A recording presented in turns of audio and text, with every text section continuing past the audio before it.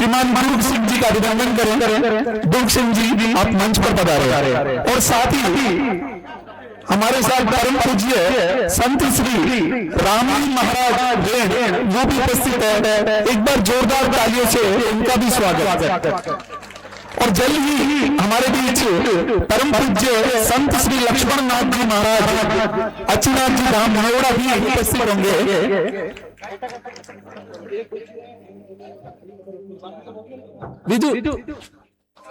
विजय जी परतानी एक बार मंच मंच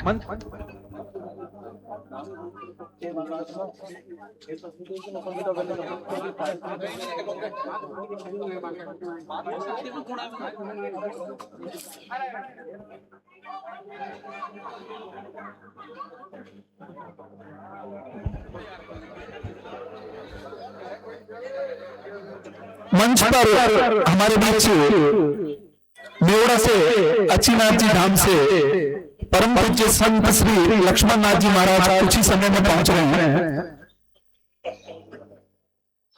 उनके आते ही कार्यक्रम की विधिवत शुरुआत हो जाएगी। आप सबसे मेरा पहले ये निवेदन रहेगा कि आप अपने घर पर सबको ये अवश्य बोले कि आज का भोजन प्रसाद हम सबको सामूहिक रूप से ओसवाल पंचायत भवन में ही लेना है। आप सभी भी यहाँ से भोजन प्रसाद ग्रहण करने के बाद ही निकलें। धन्यवाद।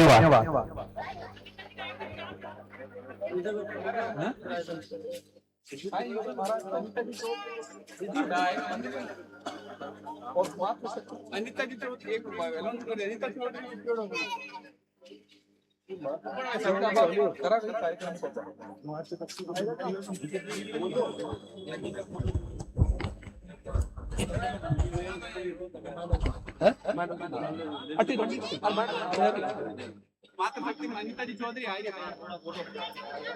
आज इस कार्यक्रम में मातृशक्ति वक्ता के रूप में हमारे बीच श्रीमती अनिता जी चौधरी उपस्थित है। मैं निवेदन करूंगा कि आप भी मंच पर पधारे और एक बार जोरदार तालियां अनिता जी चौधरी के लिए भी।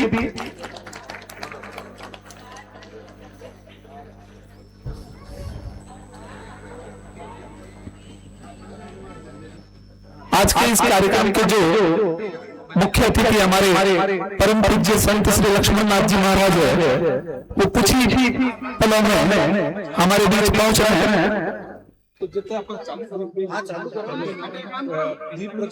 प्रज्वलन करा दो। ठीक है, चलिए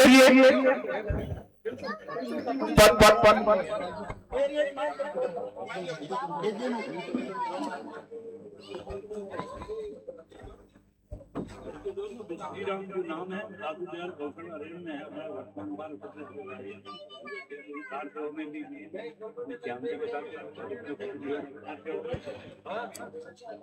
हमारे बीच रेण से पधारे परम पूज्य संत श्री राम जी महाराज, मैं इनका संक्षिप्त परिचय आपको दे दूं। ये रेण में 1200-1300 गायों की गौशाला चलाते हैं, उनके अध्यक्ष आप, और इन्होंने कार सेवा में भी हिस्सा लिया था। एक बार जोरदार तालियों से इनका स्वागत। कार्यक्रम की विधिवत शुरुआत करते हैं।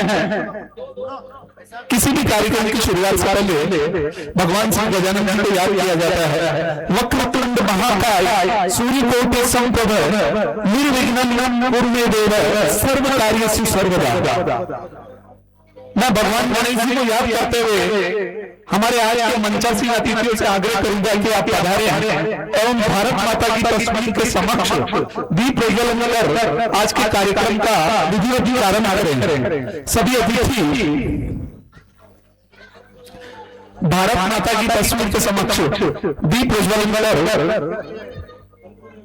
आज के कार्यक्रम का विधिवत शुभारंभ करें। मैं संयोजक सुधीर जी ओझा, विजय जी परतानी, गोपाल जी गौड़, आप सब भी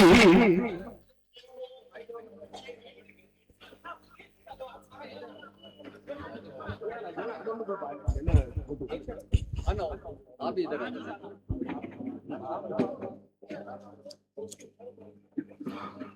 हरे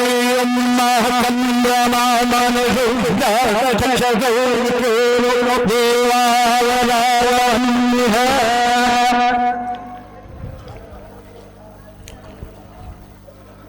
हरे अम्बानो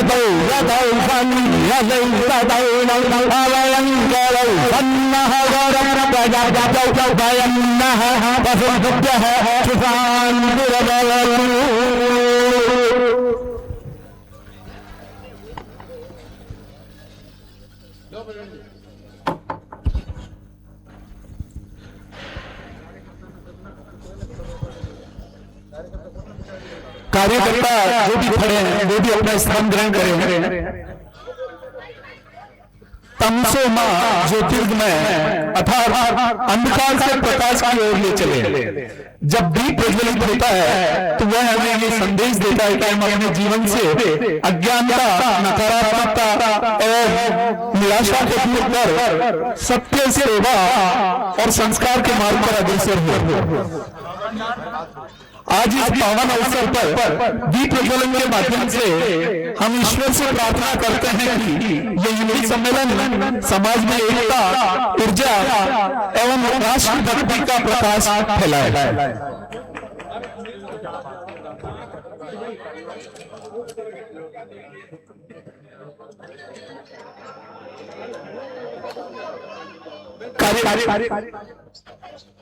कार्यक्रम की विधिवत शुरुआत हो चुकी है। आज के इस कार्यक्रम को किस उद्देश्य और किन विचारों को लेकर ये सम्मेलन आयोजित किया गया है, इसकी भूमिका प्रस्तुत करने हेतु मैं आमंत्रित करूंगा विजय जी बरकानी, आप आए और इस सम्मेलन की भूमिका से आप हम सबको अवगत कराएं।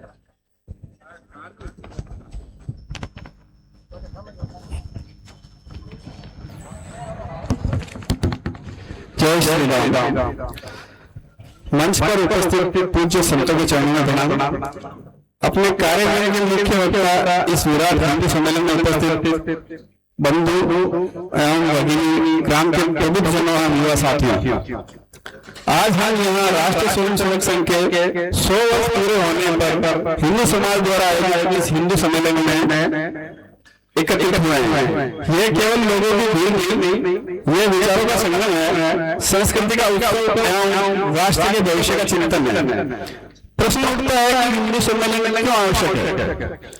बंधुओं, आज से 100 वर्ष पूर्व जब डॉक्टर केशवराव हेडगेवार जी नाम के एक व्यक्ति इस हिंदू समाज में दूरदर्शन देखकर मन के अंदर यह संकल्प किया कि मैं इस भारत माता को पूर्ण विश्व के सिंहासन पर आसीन करने के लिए एक ऐसा अद्भुत संगठन बनाऊंगा जिसके माध्यम से संपूर्ण हिंदू समाज मजबूत ताकतवर बनकर खड़ा होगा। 19वीं सदी के कालखंड में हिंदू समाज को संगठित करने के कार्य जो प्रारंभ हुआ वह हिंदू समाज आज एक तरह से पुनरुत्थान का कालखंड है। यह स्वप्न डॉक्टर साहब ने देखा था वह आज साकार होता हुआ दिखाई दे रहा है। इसी उपलक्ष्य में सर्व हिंदू समाज में इस अद्भुत हिंदू सम्मेलन का आयोजन किया गया है। भौगोलिक रूप देखकर देश भर में इस समय संघ की दृष्टि से 11 क्षेत्रों को 46 प्रांतों में बांटा गया है। देश भर में इस समय लगभग 1 लाख से अधिक हिंदू सम्मेलन होना तय है।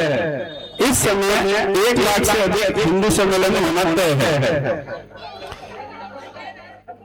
राजस्थान के जोधपुर प्रांत के सभी मंडलों में आज करीब हजारों हिंदू सम्मेलन आयोजित हो रहे हैं। यह हम सभी के लिए अत्यंत गर्व का विषय है। हिंदू समाज विश्व का सबसे प्राचीन समाज है।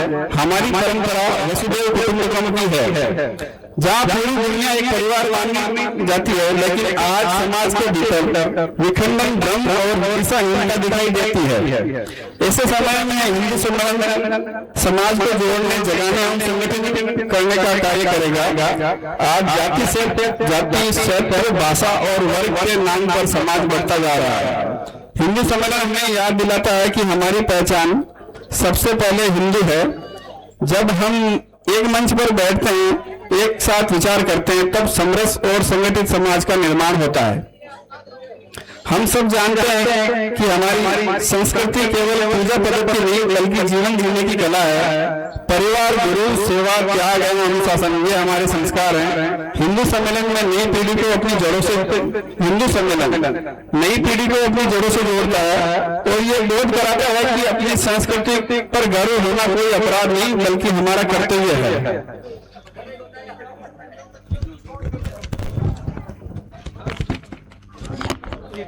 आज महिलाओं से एक बार आग्रह रहेगा, कृपया जाएं नहीं, सिर्फ आधे घंटे का हमारा ये कार्यक्रम है। उसके बाद भोजन प्रसाद लेकर हम सभी साथ बैठेंगे। एक विशेष निवेदन में कृपया आप रुके। युवा देश की सबसे बड़ी पूंजी है।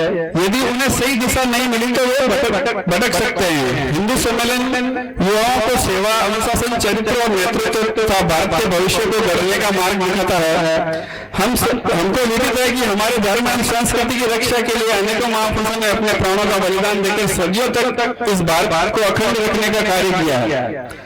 हमारे देश में हजारों वर्षों के प्राकृतिक आक्रमणों के कालखंड में भी अपनी संस्कृति को बचाने के सतत प्रयास तत्कालीन महापुरुषों द्वारा हुए हैं। समाज को एक सूत्र में जोड़े रखने के लिए बाबा रामदेव जी, वीर तेजाजी महाराज, जम्बू जी जैसे अनेक वीर महापुरुषों ने समाज को एक सूत्र में पिरोने का प्रयास किया है। आज आवश्यकता है कि हम सभी हिंदू समाज के लोग हिंदू समाज को संगठित करने के लिए एवं भारत को पुनः विश्व गुरु बनाने के लिए आगे बढ़े। धन्यवाद।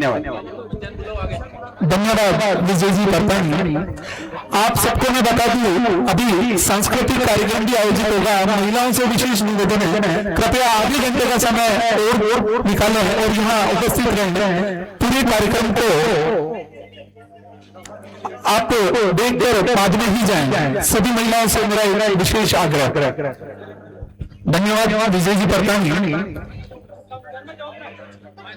कार्यक्रम की भूमिका के बाद हमारे बीच प्रमुख वक्ता के रूप में उपस्थित श्रीमान दुर्ग सिंह जी, जिनका परिचय मैंने अभी आपको दिया था कि वो 46 वर्षों से स्वयं सेवक है एवं वर्तमान में उनके पास विद्या भारती में 2 विषय शारीरिक शिक्षा एवं संस्कृति बोर्ड परियोजना का अखिल भारतीय संयोजक का दायित्व है।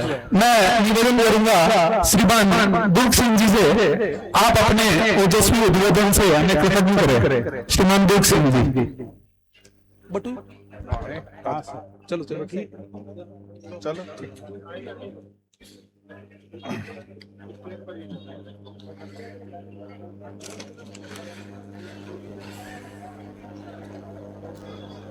एक बार सब जोर से भारत माता की जय बोलेंगे। भारत माता की, भारत माता की। जो भी बंधु खड़े हैं उनसे भी निवेदन है कि कृपया थोड़ी देर के लिए एक बार किसी स्थान पर बैठ जाएं।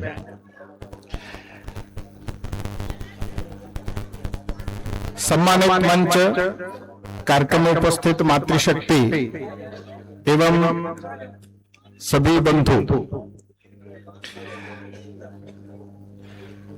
अभी कार्यक्रम की भूमिका बताते समय विजय जी परतानी ने कुछ विषय आपके सामने रखा कि ये हिंदू सम्मेलन क्यों हो रहा है, तो थोड़ा जानकारी सबको हुई है। अपने देश में हिंदुओं को संगठित करने का एक कार्य 1925 में नागपुर में डॉक्टर केशवराव बलिराम हेडगेवार जी ने शुरू किया। उसको 100 वर्ष पूरे हो गए किसी भी काम को 100 वर्ष पूरे होना ये अपने आप में महत्व की बात नहीं है। महत्व की बात है कि इन 100 वर्षों में किया क्या ये बात महत्व की बात है। तो थोड़ा सा यहाँ मातृशक्ति सब कार्यकर्ता जो उपस्थित हैं, थोड़ा सा इस विषय को मैं आपके सामने रखने का प्रयत्न करूंगा। काम को शुरू करने वाले डॉक्टर हेडगेवार जी, उनके बारे में 2-3 बातें यदि हम समझेंगे तो हमको ध्यान में आएगा कि डॉक्टर साहब ने ये काम क्यों शुरू किया।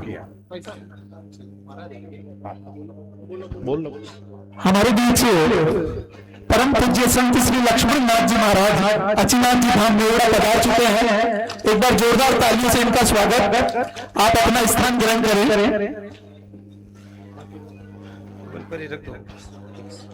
हम जानते हैं कि 1925 के समय में या उससे पहले हमारा देश अंग्रेजों का गुलाम था। तो देश को अंग्रेजों से आजाद कराने के लिए उस समय अनेक प्रकार के काम होते थे। एक काम था जो कांग्रेस के माध्यम से अंग्रेजों से अपने मांगे रखना, आंदोलन करना, जनता को जागृत करना और जनता को जागृत करके देश की आजादी प्राप्त करना। इसको उस समय नाम था कांग्रेस। तो डॉक्टर हेडगेवार ये कांग्रेस में भी उन्होंने बहुत बड़ा काम, लंबे समय तक काम किया। दूसरा उस समय काम चल रहा था, वो उनका मानना था कि आजादी मांगने से नहीं मिलने वाली, आजादी हमको छीननी पड़ेगी। इसलिए शस्त्र के बल पर, गोली बंदूक, इसके आधार पर हम अंग्रेजों को यहां से भगाएंगे। इसको उस समय कहते थे क्रांतिकारी गतिविधि थी। तो डॉक्टर हेडगेवार क्रांतिकारी और कांग्रेस दोनों में वो बढ़ चढ़ करके भाग लिया। परंतु भाग लेते समय उनके मन में एक विचार चलता था, उनके मन में प्रश्न खड़े हुए। वो प्रश्न ये थे कि मुट्ठी भर अंग्रेज 7 समुद्र पार करके भारत में व्यापार करने के लिए आए, सेना लेकर के नहीं आए, व्यापार करने के लिए आए। और देखते देखते इतना बड़ा जो भारत है, उस भारत पर राज करने कैसे लगे, ये उनके मन में प्रश्न आया। मुट्ठी भर अंग्रेज 7 समुद्र पार करके आए, व्यापार करने के लिए आए और राज करने लगे, ये कैसे हो गया, ये उनके मन में प्रश्न था। दूसरा प्रश्न था कि हमारे यहाँ के रहने वाले जो लोग हैं, जिसको हम हिंदू कहते हैं, ये जो हिंदू समाज है, इसके कारण से ही भारत आगे बढ़ेगा और यदि पीछे जाएगा तो हिंदू समाज के कारण जाएगा। यानी हिंदू के साथ में भारत का भाग्य जुड़ा हुआ, जैसा हिंदू समाज होगा वैसा भारत होगा। और इसलिए उनके मन में यह था कि जो भारत के रहने वाले जो मूल हिंदू समाज है, कहीं न कहीं इसमें कुछ कमियां आ गई। कमियां क्या आ गई है? तो सरलता से कहते हैं कि हम व्यक्तिगत रूप से बहुत अच्छे थे, हमारा विचार बहुत अच्छा है, हम सोचते बहुत बढ़िया है, परंतु देश के बारे में जब भी विचार करते हैं तो जरा देश के बारे में विचार के मामले में कुछ कमी आ गई। सरलता से इसको यदि कहना हो तो यहाँ का रहने वाला व्यक्ति, मैं और मेरा परिवार, यही मेरा संसार है, इसमें ज्यादा उलझ गया। हम और सरलता से कहना था तो थोड़ा स्वार्थी बन गया। आप देखो कि एक 12 घुड़सवार लेकर के बख्तियार खिलजी पश्चिम से चलता है तो पूरे भारत को पार करके सोमनाथ तक पहुंच जाता है, वहां के मंदिर को लूट लेते हैं। ये कैसे होता है? 12 घुड़सवार लेकर के कितने राजा होंगे, कितने लोग होंगे। तो दूसरी ये बात थी कि हम व्यक्तिगत रूप से हमारा ज्ञान खूब था, विद्वान बहुत थे, वीरता बहुत थी, परंतु देश के बारे में सोचना ये नहीं था। आप और हम जरा इस बात को समझ लें कि आज के समय में भी ये जो हमारा देश है, यदि भारत है तो यहां मंदिर रहेंगे, भारत रहेगा तो गायत्री की पूजा करने वाले लोग रहेंगे, भारत रहेगा तो गाय बचेगी, भारत रहेगा तो मंदिर बचेंगे, भारत रहेगा तो अध्यात्म रहेगा, भारत रहेगा तो संतों का आदर करने वाले लोग रहेंगे। यदि भारत नहीं रहा तो न गीता रहेगी, न गायत्री रहेगी, न गंगा रहेगी, न गौ रहेगी, न संतों का आदर करने वाले लोग रहेंगे। आज जिसको ईरान कहते हैं वो आर्यन था, सारे लोग हमारे जैसे ही थे, परंतु आज नहीं है वहां, नहीं है मतलब क्या हो? तो यह समझना पड़ेगा, ये जो भारत है, भारत रहेगा तो ये सब बातें रहेगी। इसलिए डॉक्टर हेडगेवार जी ने ये जो हिंदू समाज है, इस हिंदू समाज में ये जो कमी है कुछ भी, इसको दूर करने के लिए और हिंदुओं का संगठन करना, ये काम प्रारंभ किया और ये काम 100 वर्षों से चल रहा है। इस 100 वर्षों में हिंदू समाज की इतनी ताकत आज खड़ी हुई है कि पूरी दुनिया में संघ आज जो कुछ बोलता है वह सुनने की पूरी दुनिया उत्सुक रहती है, सुनते हैं, बात सुनते हैं। और इस 100 वर्षों में संघ ने केवल एक काम किया, और वो काम किया है कि ऐसे सामान्य लोगों को रखते हुए भी एक देशभक्त नागरिक जो समाज का काम करेंगे, ऐसे नागरिक तैयार करेंगे। मैं आपको समझने के लिए थोड़ा बताता हूं। अभी हमने कहा कि हमने हिंदू सम्मेलन ये चल रहा है, ये हिंदू सम्मेलन के लिए घर घर जाकर के कहने वाले लोग कौन है? कलश यात्रा में आपके घर आकर कहने वाले लोग कौन है? सबको इकट्ठा करना, ये करना, रात दिन अपना घर बार धंधा थोड़ा कम करके, नींद कम लेकर के ये आपके बीच में आने वाले लोग कौन है? वही लोग हैं, बहुत सामान्य आपके बस्ती में रहने वाले लोग। परंतु उन सबको एक विशेष प्रकार की दृष्टि मिली है, देश और समाज का काम करना चाहिए। बिना इसके हमारा परिवार हम तभी रहेंगे जब देश रहेगा और समाज रहेगा। समाज और देश नहीं रहा तो हमारा आपकी भी अनेक प्रकार के संकट आ सकते हैं। कश्मीर जो है, कश्मीर के रहने वाले लोग भी बहुत पैसे वाले थे, केसर की बाग थे उनके, परंतु 1990 में सब कुछ उनको अपना घर बार सब छोड़ करके कश्मीर से वहां निकलना पड़ा। दिल्ली और पंजाब की सड़कों पर टेंट में जीवन बिता रहे। क्यों रह रहे वो? ये बात समझनी पड़ी। बहुत संपन्न लोग थे, बहुत पैसे वाले लोग, परंतु वहां की परिस्थिति गड़बड़ हुई तो जिन्होंने समाज की चिंता नहीं की, उस कारण से उनको वह छोड़ना पड़ा। हमारा आप भी ध्यान रखिए, आज हमको लगता है कि मेरठा में कुछ नहीं है, आज लग सकता है, परंतु कश्मीर के लोग भी पहले ऐसा ही सोचते थे, आसाम में बहुत सारे लोग ऐसा ही सोचते हैं, परंतु सबको घर बार छोड़ना पड़ा। और इसलिए हम कहते हैं कि यदि देश रहेगा, समाज रहेगा, तो हमारा परिवार भी सुरक्षित रहेगा। इसलिए देश और समाज के बारे में सोचना, विचार करना, और इसको कमजोर करने वाली जो बातें हैं वो सब ठीक होनी चाहिए। इसी के लिए हिंदू सम्मेलन है। आज हम सब यहां बैठे, मैं आपके सामने 3-4 प्रकार की बातें रखूंगा। जो संघ का जो शताब्दी वर्ष है, समाज में सब लोगों को इस बात का चिंतन करना, विचार करना, ये समाज में धीरे धीरे आना चाहिए। उसमें सबसे पहली बात है कि हम हिंदू समाज के रूप में सब एक रहें। हम हिंदू हैं और हिंदू का जो विचार है वो है सर्वे भवन्तु, सब सुखी हो। किसी कीड़ी को, जानवर को भी किसी प्रकार का कष्ट हम अपने कामों से देना नहीं चाहते, ऐसा जो विचार करते हैं। वास्तव में ये जो विचार है ना, यही दुनिया का भला कर सकता है। बाकी जो लोग हैं उनका जो विचार है वो दुनिया को कष्ट दे रहे। आज दुनिया में जहां कहीं देखेंगे, चाहे युद्ध हो रही है, लड़ाई हो रही है, त्रस्त है दुनिया, वो उनके विचारों के कारण है कि हमारी बात को मानो, हमारी बात को नहीं मानोगे तो तुम्हें जिंदा रहने का अधिकार नहीं है। ये जो विचार है उसके कारण पूरी दुनिया में संघर्ष हो रहा है। परंतु भारत के जो हिंदू हैं, इनका विचार है सभी सुखी हो, सब आपस में मिलकर के रहें, एक दूसरे ईर्ष्या नहीं करें। और इसलिए हम कहते हैं धर्म की जय हो, अधर्म का नाश हो। ये जो लोग हैं, लोगों को जो विधर्म है उनको नहीं, उनके अंदर जो अधर्म है वो अधर्म का नाश होना चाहिए। व्यक्ति का नाश करना हम नहीं कहते, उसके व्यक्ति के अंदर जो अधर्म है अधर्म का नाश होना चाहिए। और हम कहते प्राणियों में सद्भावना हो, विश्व का कल्याण हो, ऐसा विचार करने वाले लोग हैं ना, हम हिंदू हैं। और इसलिए हमारा ये जो है, हम बोलते हैं हरेक जीव जंतु कीट पतंगे पशु पक्षी मनुष्य पेड़ पौधे पर्वत सब में भगवान का वास है, यानी कण कण में भगवान है, ये हम कहते हैं।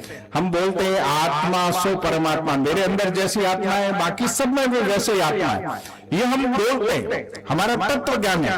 परंतु ऐसे बोलने वाला जो समाज है, उस समाज में ये बात भी है कि हमारे बीच का कोई व्यक्ति, उसको हम कहते हैं ये नीचा है, ये ऊंचा है, यह जो है ना कहीं न कहीं किसी भी कारण से हुआ होगा।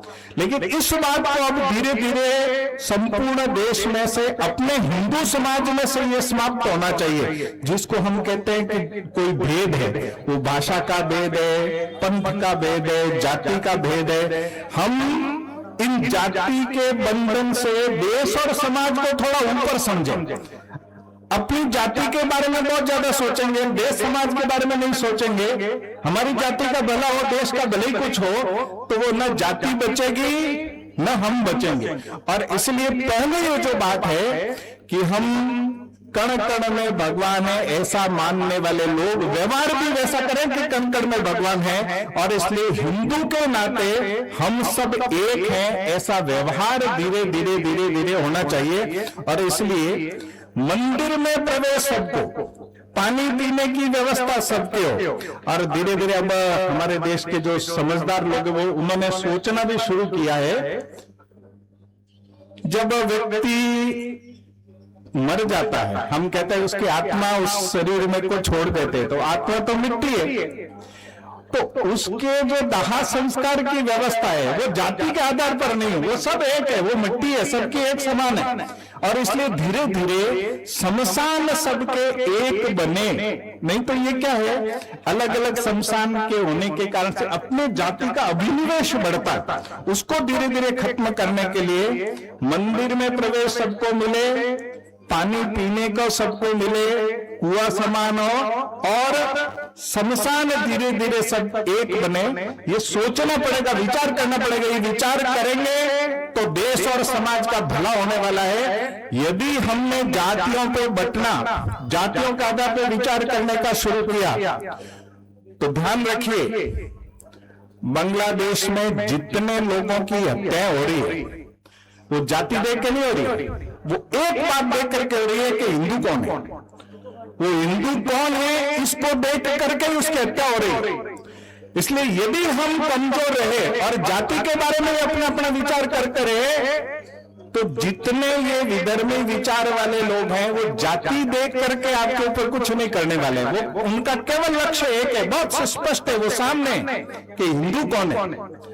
न वो ब्राह्मण देखता है, न राजपूत देखता है, न जाट देखता है, न मेघवाल देखता है, न कोई और जाति देखता है। इसको समझिए, नहीं समझेंगे तो दुर्गति होने वाली है। इसलिए समझना पड़ेगा और वैसा व्यवहार हमको करना पड़ेगा। इसलिए हम हिंदू के नाते एक रहें, अड़ोस पड़ोस में हिंदू के ऊपर जो कुछ भी होता है अपने मोहल्ले को ध्यान में रखते हुए, हिंदू के नाते यदि किसी के ऊपर कुछ होता है तो सारा हिंदू समाज संगठित होकर के खड़ा होना चाहिए।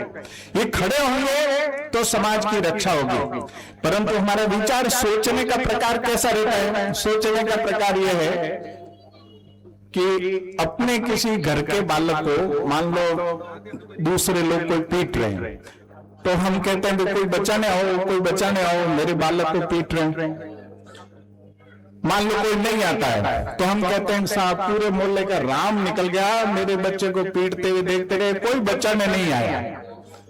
लेकिन ध्यान करिए, वही माता जब दूसरे बालक को पीटते हुए देखती है और इसका जवान बालक घर में से निकलता है, बीच में जाकर के उसकी सुरक्षा के लिए निकलता है, तब वही माता कहती है बेटा तू मत जा, तू क्यों लखनऊ में पड़ रहा है, तेरे को क्या लेना देना।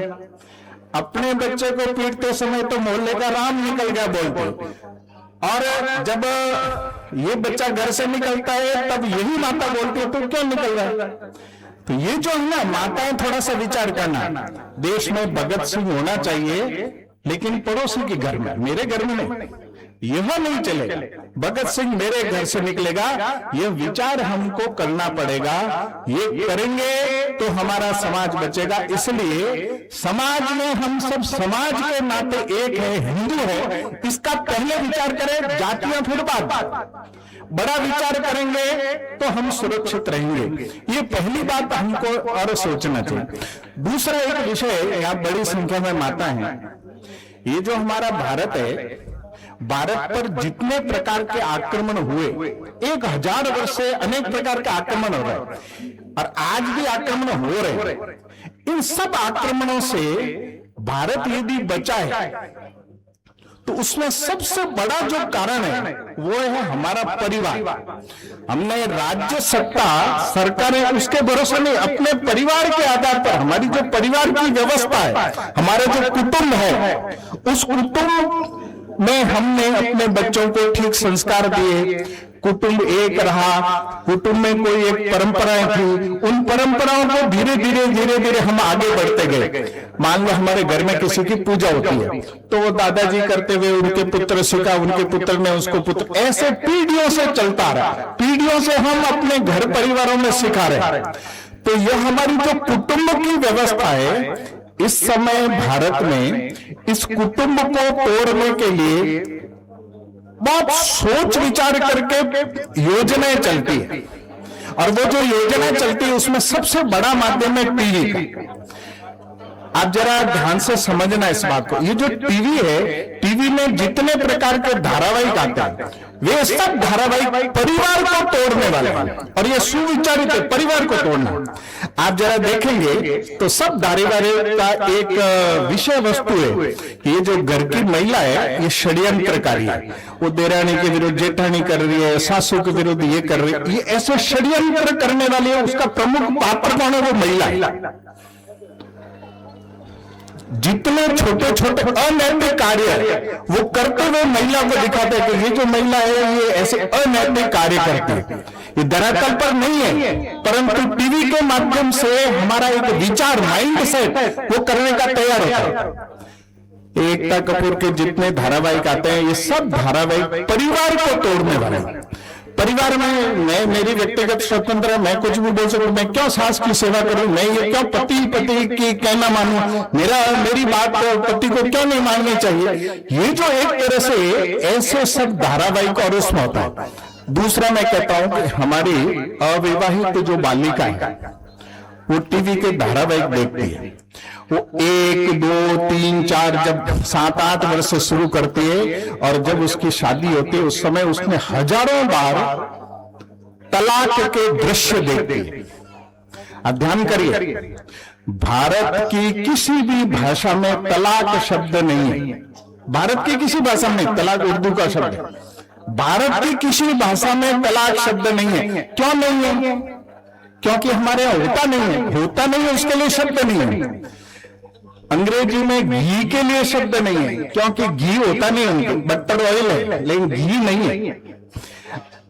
अंग्रेजी में चपाती नहीं होती, ब्रेड होती है और कुछ होती है, लेकिन चपाती नहीं है। लेकिन हमारे यहाँ जो चपाती है उसको अंग्रेजी में चपाती कहते हैं, और कोई शब्द नहीं है। क्यों नहीं है? क्योंकि वो होता नहीं है। इसलिए हमारे यहाँ जब एक पुरुष और महिला का विवाह होता है तो हम कहते हैं ये विवाह संस्कार है, और संस्कार होने के बाद में पति पत्नी इन दोनों के लिए हिंदी में जो शब्द प्रयोग है वो दंपति है। दंपति, पति और पत्नी दोनों मिला करके दंपति। ये दंपति शब्द एक वचन है, द्विवचन नहीं है, यानी दो नहीं है, एक है। एक है, इसका अर्थ क्या है? एक पुरुष महिला से शादी करने के बाद में वो एकात्म होते हैं, उनकी आत्मा एक है। ये हमारा संस्कार है, और इसलिए हमारे यहाँ कहते हैं 7 जन्मों का साथ रहेगा।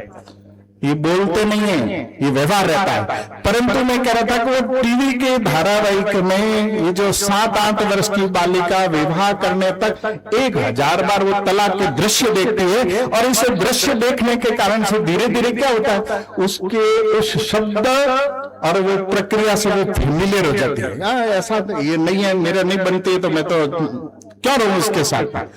ध्यान करिए, जितने आज तलाक के मामले बढ़ते हैं उसमें बहुत बड़ी भूमिका इसकी है। और इसलिए मैं कह रहा हूं कि परिवार को तोड़ने वाले जितने विषय हैं उससे हमारे परिवार को धीरे धीरे बचाना, हमारे परिवार की बालिकाओं को योग्य संस्कार मिलना, यह करना पड़ेगा।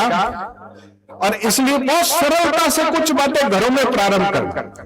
तो क्या कर सकते हैं हम?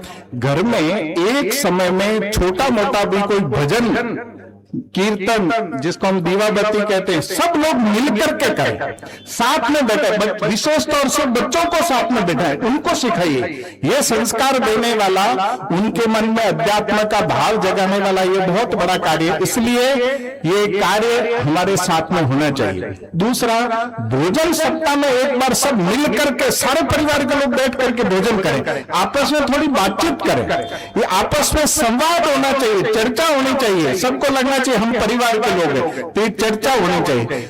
तीर्थाटन घूमने के लिए जाएं तो परिवार को साथ में लेकर के घूमने के लिए जाएं। हमारा जो घर है, हमारा घर एक हिंदू घर होना चाहिए। तुलसी का पौधा है, कोई स्वस्तिक है, ये है, उसकी घर की बनावट है, साज सज्जा है। साज सज्जा में जो भगवान के चित्र है वो लगे, हीरो हीरोइन के चित्र हमारे घर में नहीं लगे, तो ये देखना पड़ेगा। इसलिए भवन के बारे में चिंता करना। तो ये जो घर में हमारी जो भाषा है, वो हमारी जो मातृभाषा है, वो भाषा बोलना बच्चों को सिखाइए। अभी से छोटे छोटे बच्चों को अंग्रेजी के शब्द में मत सिखाइए। हैंड वॉश करके आ जा, तो ये खाना फिनिश कर, ये क्या है, क्यों बोलते हैं, कारण क्या है? अनजाने में हम कहीं न कहीं ये बहुत बड़ा अनर्थ कर रहे हैं। और इसलिए घर में छोटे बालकों को अपनी भाषा सिखाइए। तो ये जो 6 बातें हैं, भाषा है, भूषा है, भोजन है, भजन है, भवन है और भ्रमण है, ये 6 बातें अपने घर में ठीक होनी चाहिए। ये परिवार को जोड़ने वाला एक बहुत बड़ा कार्य ये चलता है। तीसरी बात जो हम सबके लिए सबसे महत्व की बात है, विशेष तौर से माताओं के लिए, वो ये है कि अपने घर में जो एक सामान्य चीजें हम खरीदते बाजार से, वो स्वदेशी होनी चाहिए। और स्वदेशी का हमको पता कैसे लगे कि ये स्वदेशी है कि विदेशी है? तो थोड़ा सा इसका पता करिए। ऐसी बहुत सारे सौंदर्य प्रसाधन की सामग्री वो अधिकांश विदेशी कंपनियों की है। और मैं आपको इसलिए सरलता से कहता हूं, जरा इसको 2 बातों को इसके संबंध में समझिए। हमारी घर की चीज से काम चल जाता है तो बाजार से नहीं लाना, वो चाहे मिठाई होगी चाहे खाने की चीज होगी। घर की चीज से काम चलता है तो बाजार से नहीं लाना। हमारे मेड़ता के बाजार से यदि काम चल जाता है तो नागौर नहीं जाना, यदि नागौर तक काम चल जाता है तो जोधपुर नहीं जाना। ये थोड़ा सरलता से समझें, जिससे हमारा लोकल काम चल सकता है वह करने का प्रयास करना। हम आजकल सामग्री खरीदते हैं तो बहुत सारा ऑनलाइन खरीदते हैं, जरा इसको समझिए। मैं आपसे पूछता हूं कि आज आप हिंदू सम्मेलन कर रहे हैं, इस हिंदू सम्मेलन में जो इतने लोगों को लाए, ये टेंट लगाया, माइक लगाया, पैसा खर्च होगा कि नहीं? भोजन बन रहा है, पैसा खर्च होगा कि नहीं? ये पैसा कौन दे रहा है? ये पैसा नहीं ऊपर वाला नहीं दे रहा है, ये नीचे वाले दे रहे हैं। यानी हमने कौन दिए? समाज से पैसा आया, व्यापार करने वाले गरीब मोहल्लों के लोग, हमने दिया पैसा। आप जरा फ्लिपकार्ट वालों को कहोगे हमारे हिंदू सम्मेलन हो रहा, थोड़ा ऑनलाइन जिससे भी मंगवाते हो उसको कहो ये चंदा दो, हमारा हिंदू सम्मेलन देता है क्या? हम लाभ उसको देंगे। और राम जन्माष्टमी आएगी, कृष्ण जन्माष्टमी आएगी, रामनवमी आएगी, जब चंदा लोकल बाजार से मांगेंगे, ये कैसे होगा? क्यों होगा? इसको समझिए। इसलिए बाजार जो ना, हमारा बाजार, इसका व्यापार चलना चाहिए। वो हमारा ही भाई है, अड़ोस पड़ोस का है, इसलिए उसका व्यापार चलेगा तो इस कार्यक्रम में चंदा भी देंगे, सब समाज की वो चिंता करेंगे। इसलिए खरीदारी करते समय जितनी भी बहुराष्ट्रीय कंपनियां हैं, उन कंपनियों का सामान हमारे घर में नहीं आए। विशेष तौर से आप 2-3 चीजों का देखिए। एक तो मंजन है हमारा, एक कोलगेट, पेप्सोडेंट, ये घर में नहीं होना चाहिए।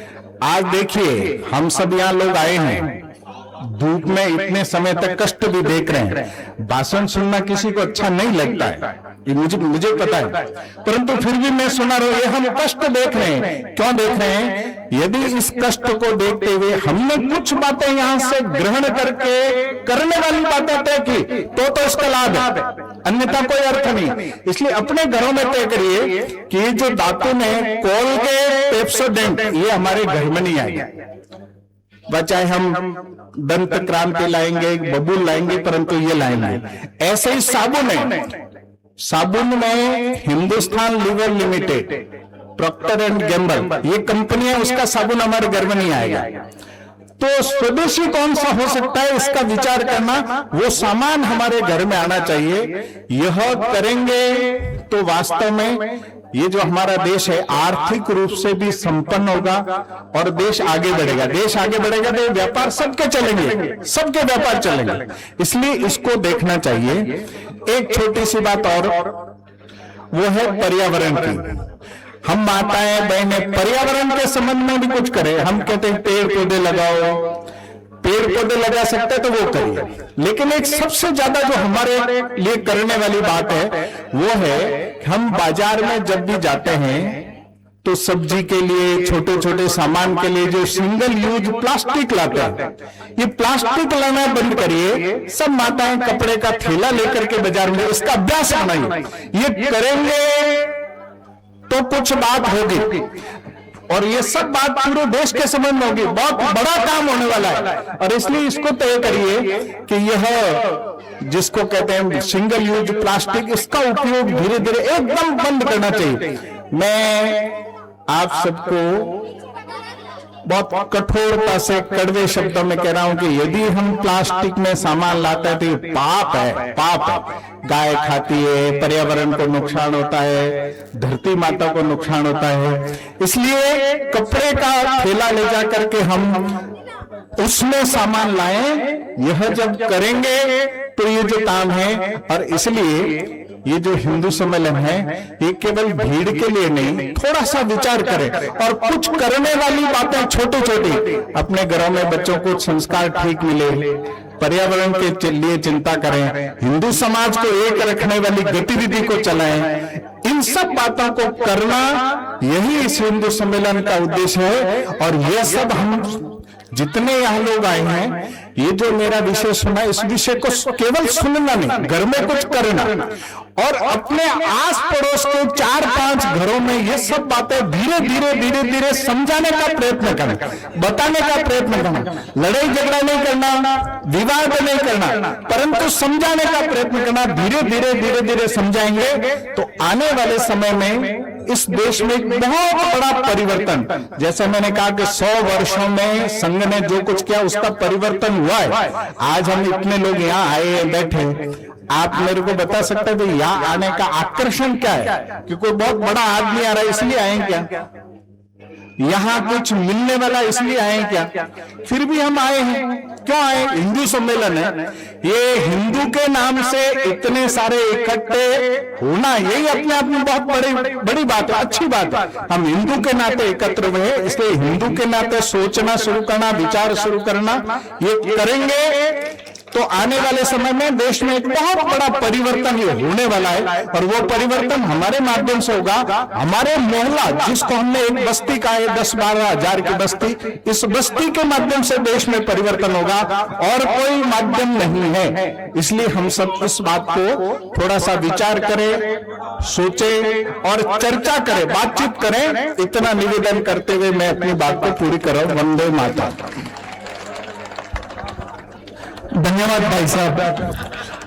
इस उद्बोधन के बाद ऐसा महसूस हो रहा है कि कुछ मनोरंजन कार्यक्रम भी साथ साथ चलते रहे, तो एक सांस्कृतिक कार्यक्रम की प्रस्तुति आप सब लोगों के बीच में है। गौरव शिक्षण संस्थान की बालिकाएं एक नृत्य नाटिका प्रस्तुत करेगी। मैं चाहूंगा एक बार तालियां बजाकर आप इनका अभिनंदन करें।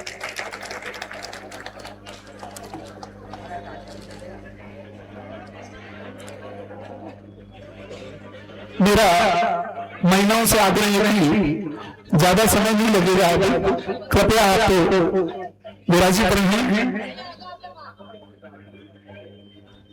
हेलो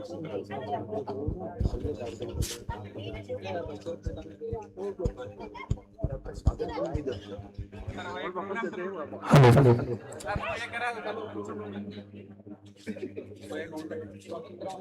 पीछे क्या नहीं करा स्वागत करा है आदमी पैसा बोल बीच मत करा वो कार्यक्रम हमारे साथ में अगले देर दे पैसा मैं तो इतनी देर पैसा मैं तो इतनी देर पैसा मैं तो इतनी देर शुरू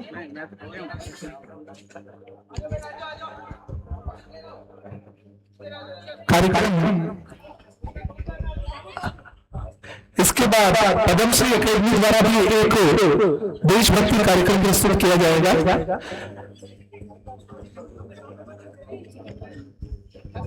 भारतवर्ष एक महान सभ्यता जहाँ मिट्टी की सोनी थी और दिलों के दरवाजे हर मेहमान के लिए खुले थे।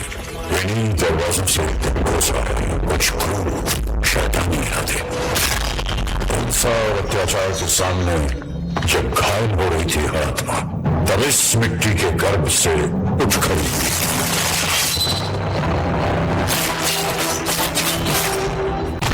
मैं लक्ष्मीबाई प्रतिज्ञा करती हूँ, जब तक मेरे शरीर में रक्त है मैं पूर्ण निष्ठा से झांसी की सेवा करूंगी।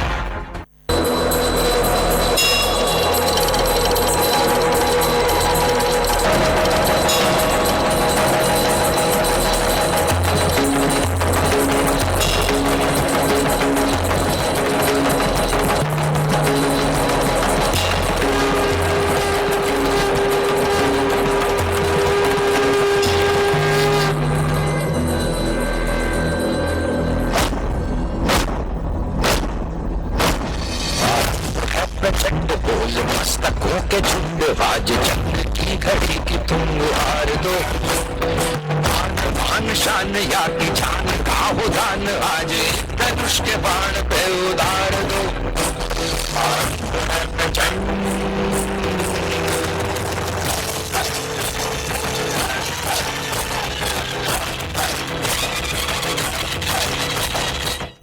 वीरता की वैभव के साथ सगाई झांसी, ब्याह हुआ बल आई रानी लक्ष्मीबाई झांसी।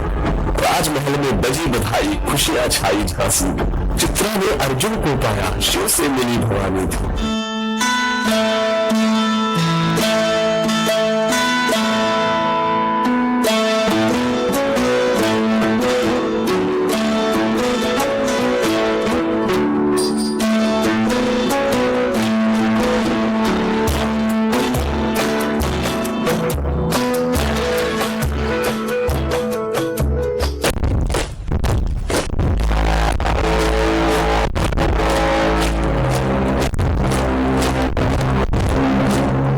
सैनिकों, पंडोरा पर कब्जा करने का वक्त आ गया है। क्या तुम तैयार हो?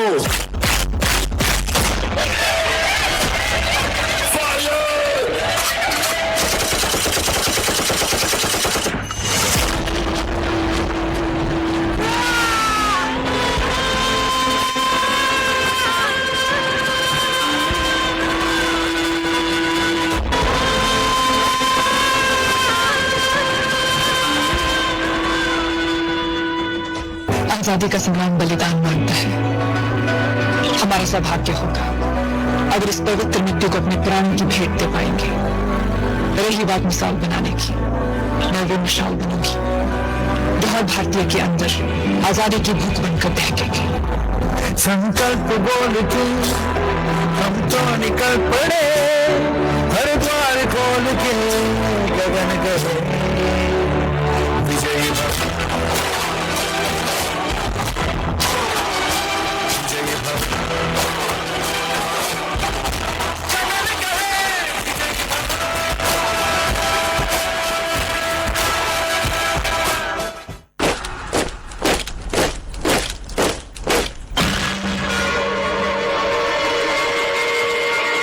Governor General Lord Dalhousie के orders है। We have to give up your Jhansi now. हम अपनी झांसी नहीं देंगे। झांसी हम हिंदुस्तानियों की ही है।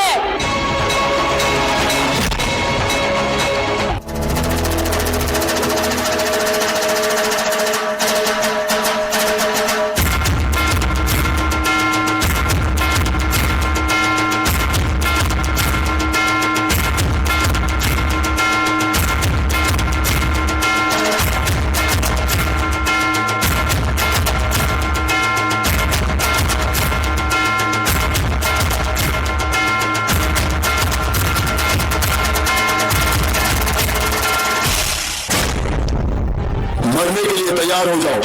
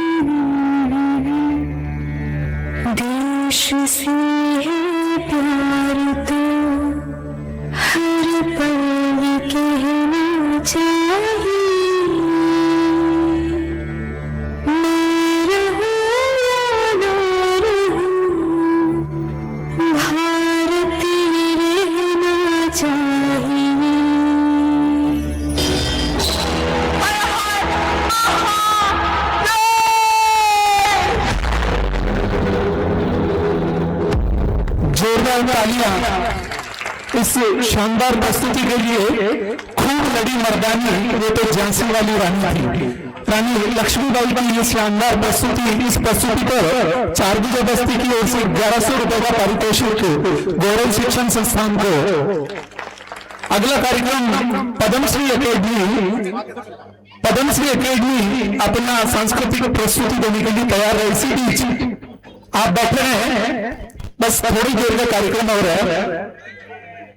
हमारी यह परंपरा है कि अतिथि को हम देव तुल्य मानते हैं, तो अतिथि का स्वागत भी जरूरी है। मैं स्वागत की श्रृंखला में सर्वप्रथम परम पूज्य संत श्री लक्ष्मण नाथ जी महाराज अचिनाथ जी धाम मेवड़ा का दुपट्टा पहनाकर अभिनंदन करने के लिए श्रवण जी को आमंत्रित करूंगा। श्रवण जी जल्दी से मंच पर पधारे हैं। इस कार्यक्रम में अपन को सिर्फ 2 मिनट ही लेने हैं। श्रवण जी दुपट्टा पहनाकर गोपाल जी को शॉल ओढ़ाकर उनका अभिनंदन करें। परम पूज्य संत श्री लक्ष्मण नाथ जी महाराज श्रवण जी दुपट्टा पहनाकर एवं गोपाल जी गोड़ शॉल पहनाकर, एवं साथ ही मैं आशीष जी मनियार से निवेदन करूंगा कि आप इनको हिंदू धर्म में शक्ति एवं सूर्य का प्रतीक तलवार भेंट कर महाराज जी का अभिनंदन करें। श्री आशीष जी मनियार। इसके बाद रेण से हमारे बीच पधारे परम पूज्य संत श्री राम जी महाराज। मैं गजेंद्र सिंह जी से निवेदन करूंगा कि आप दुपट्टा पहनाकर उनका अभिनंदन करें। पार्षद गजेंद्र सिंह जी। महेश जी मालानी, आपसे निवेदन करूंगा कि आप शाल ओढ़ाकर महाराज जी का अभिनंदन करें। गजेंद्र जी दुपट्टा पहनाकर इनका अभिनंदन करें। और साथ ही महेश जी मालानी शॉल पहनाकर शॉल ओढ़ाकर उनका अभिनंदन करें। श्री राम जी महाराज।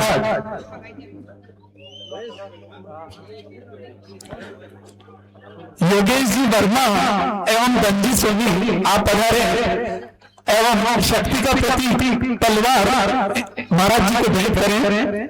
योगेश जी वर्मा एवं धनजी सोनी।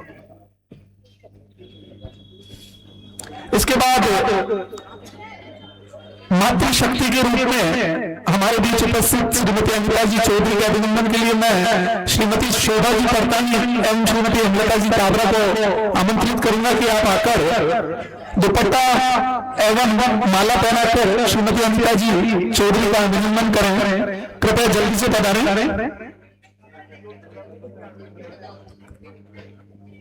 श्रीमती अमृता जी के अभिनंदन के बाद बौद्धिक वक्ता के रूप में उपस्थित श्रीमान दुर्ग सिंह जी, आपके अभिनंदन के लिए मैं विक्रम सिंह जी से निवेदन करूंगा कि आप दुपट्टा पहनाकर इनका अभिनंदन करें एवं लक्ष्मण जी नागर माला पहनाकर इनका अभिनंदन करें।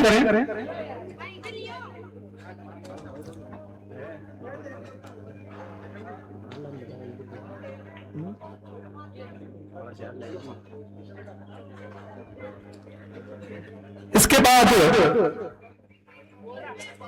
हमारे इस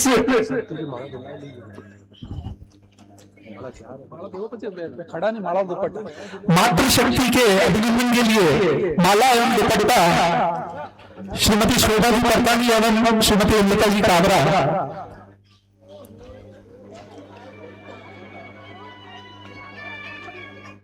इसके बाद हमारे इस आयोजन के संयोजक श्रीमान सुधीर जी ओझा, मैं मणिशंकर जी से निवेदन करूंगा कि आप दुपट्टा पहनाकर सुधीर जी ओझा का अभिनंदन करें।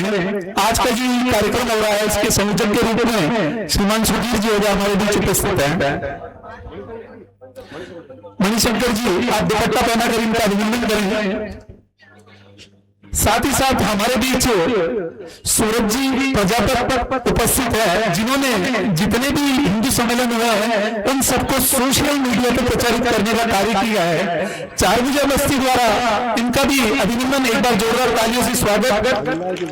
सूरज जी प्रजापत आपका माला पहनाकर अभिनंदन करेंगे मांगीलाल जी तोराना। सूरज जी कृपया मंच पर पधारें। मांगीलाल जी आपका अभिनंदन करेंगे।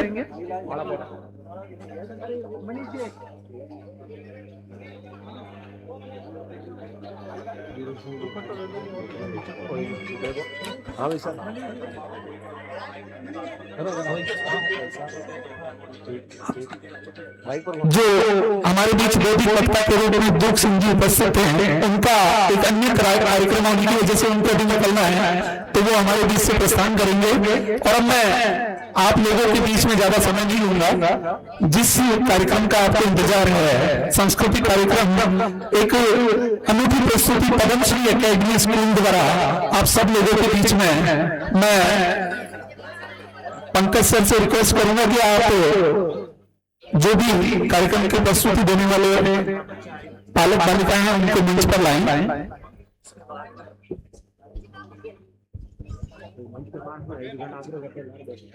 जो मंच के पास खड़े हैं उनसे मेरा निवेदन है, कृपया सामने कुर्सियां भी लगी है, नीचे बैठने की भी व्यवस्था है, कृपया सभी आप लोग सामने पधारें।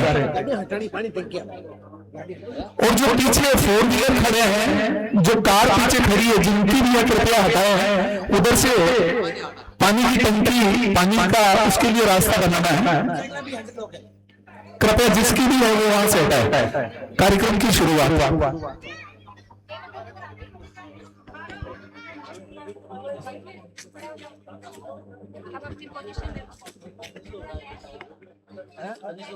रेडी है मामला?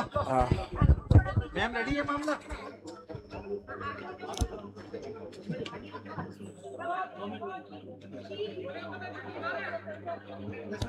सेकंड नंबर 2 है ना?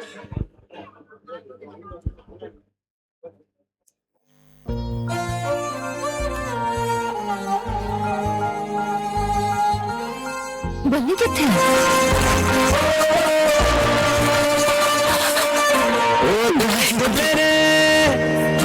तेरी शान पसंद के कोई धन है क्या, तेरी धूल से बढ़ के, तेरी धूप से रोशन, तेरी हवा पे जिंदा, तू बाग है मेरा, मैं तेरा परिंदा। है अर्ज़ ये दीवाने की, जहाँ और सुहानी देखी, एक रोज वही मेरी शाम। कभी याद करे जो जमाना, माटी पे मर मिट जाना, जिक्र में शामिल मेरा नाम। ओ देश मेरे तेरी शान पे सदके, कोई धन है क्या, तेरी धूल से बढ़ के, तेरी धूप से रोशन, तेरी हवा पे जिंदा, तू बाग है मेरा, मैं तेरा परिंदा।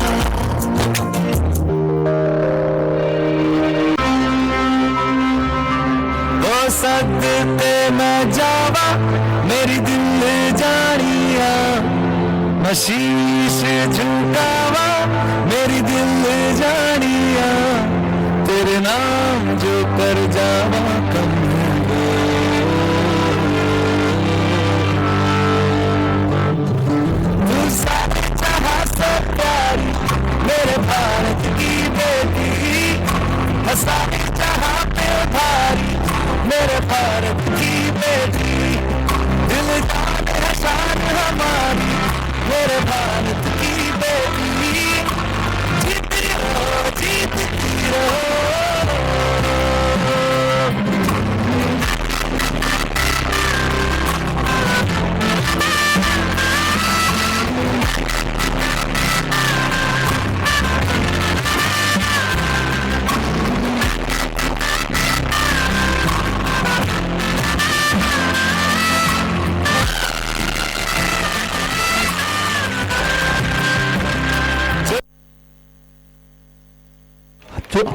जोरदार तालियां इन नन्ही मुन्ने बालिकाओं और बालकों के लिए। इस कार्यक्रम की प्रस्तुति पर 4 बीघा बस्ती की ओर से 1100 रुपए का पारितोषिक पद्मश्री एकेडमी स्कूल को दिया जाएगा। साथ ही साथ श्रीमान देवीलाल जी गौड़ इंडोरिया मेडिकल की तरफ से एक गिफ्ट हैम्पर गौरव शिक्षण संस्थान की तरफ से जो प्रस्तुति दी गई थी उसके लिए भी। इसके बाद एक गायन का कार्यक्रम, एक गीत लेकर आपके बीच प्रस्तुत हो रहे हैं तनिष्क तोबी एवं अंतिमा मिया। ये देशभक्ति गीत। इसके बाद पुनः एक सांस्कृतिक कार्यक्रम होगा जो आज का सबसे मुख्य आकर्षण रहेगा, सोशल मीडिया से जुड़ा एक सांस्कृतिक कार्यक्रम। मेरा फिर से निवेदन रहेगा थोड़ी देर कृपया यहीं रुके, 15 मिनट का कार्यक्रम और बचा है।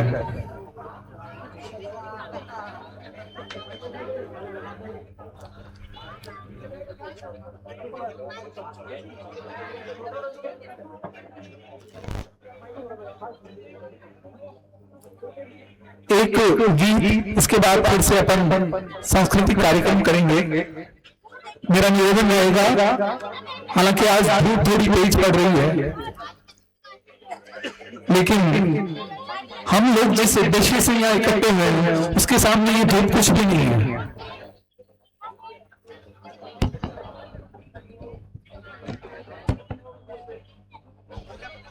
नंबर की गाड़ी MP09CV3327 ये कार जिस किसी बंधु की है कृपया वो हटाए, वो रास्ते में है। MP09 अगर ये झामर जी के यहाँ किसी की गाड़ी हो वहां सामने, MP09 नंबर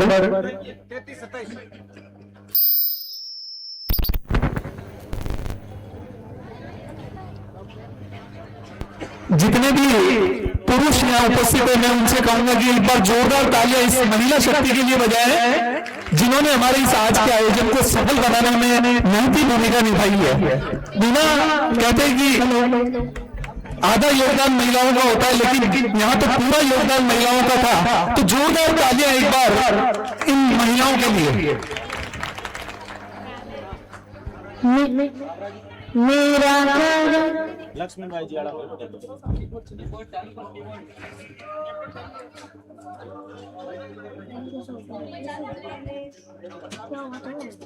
से आराम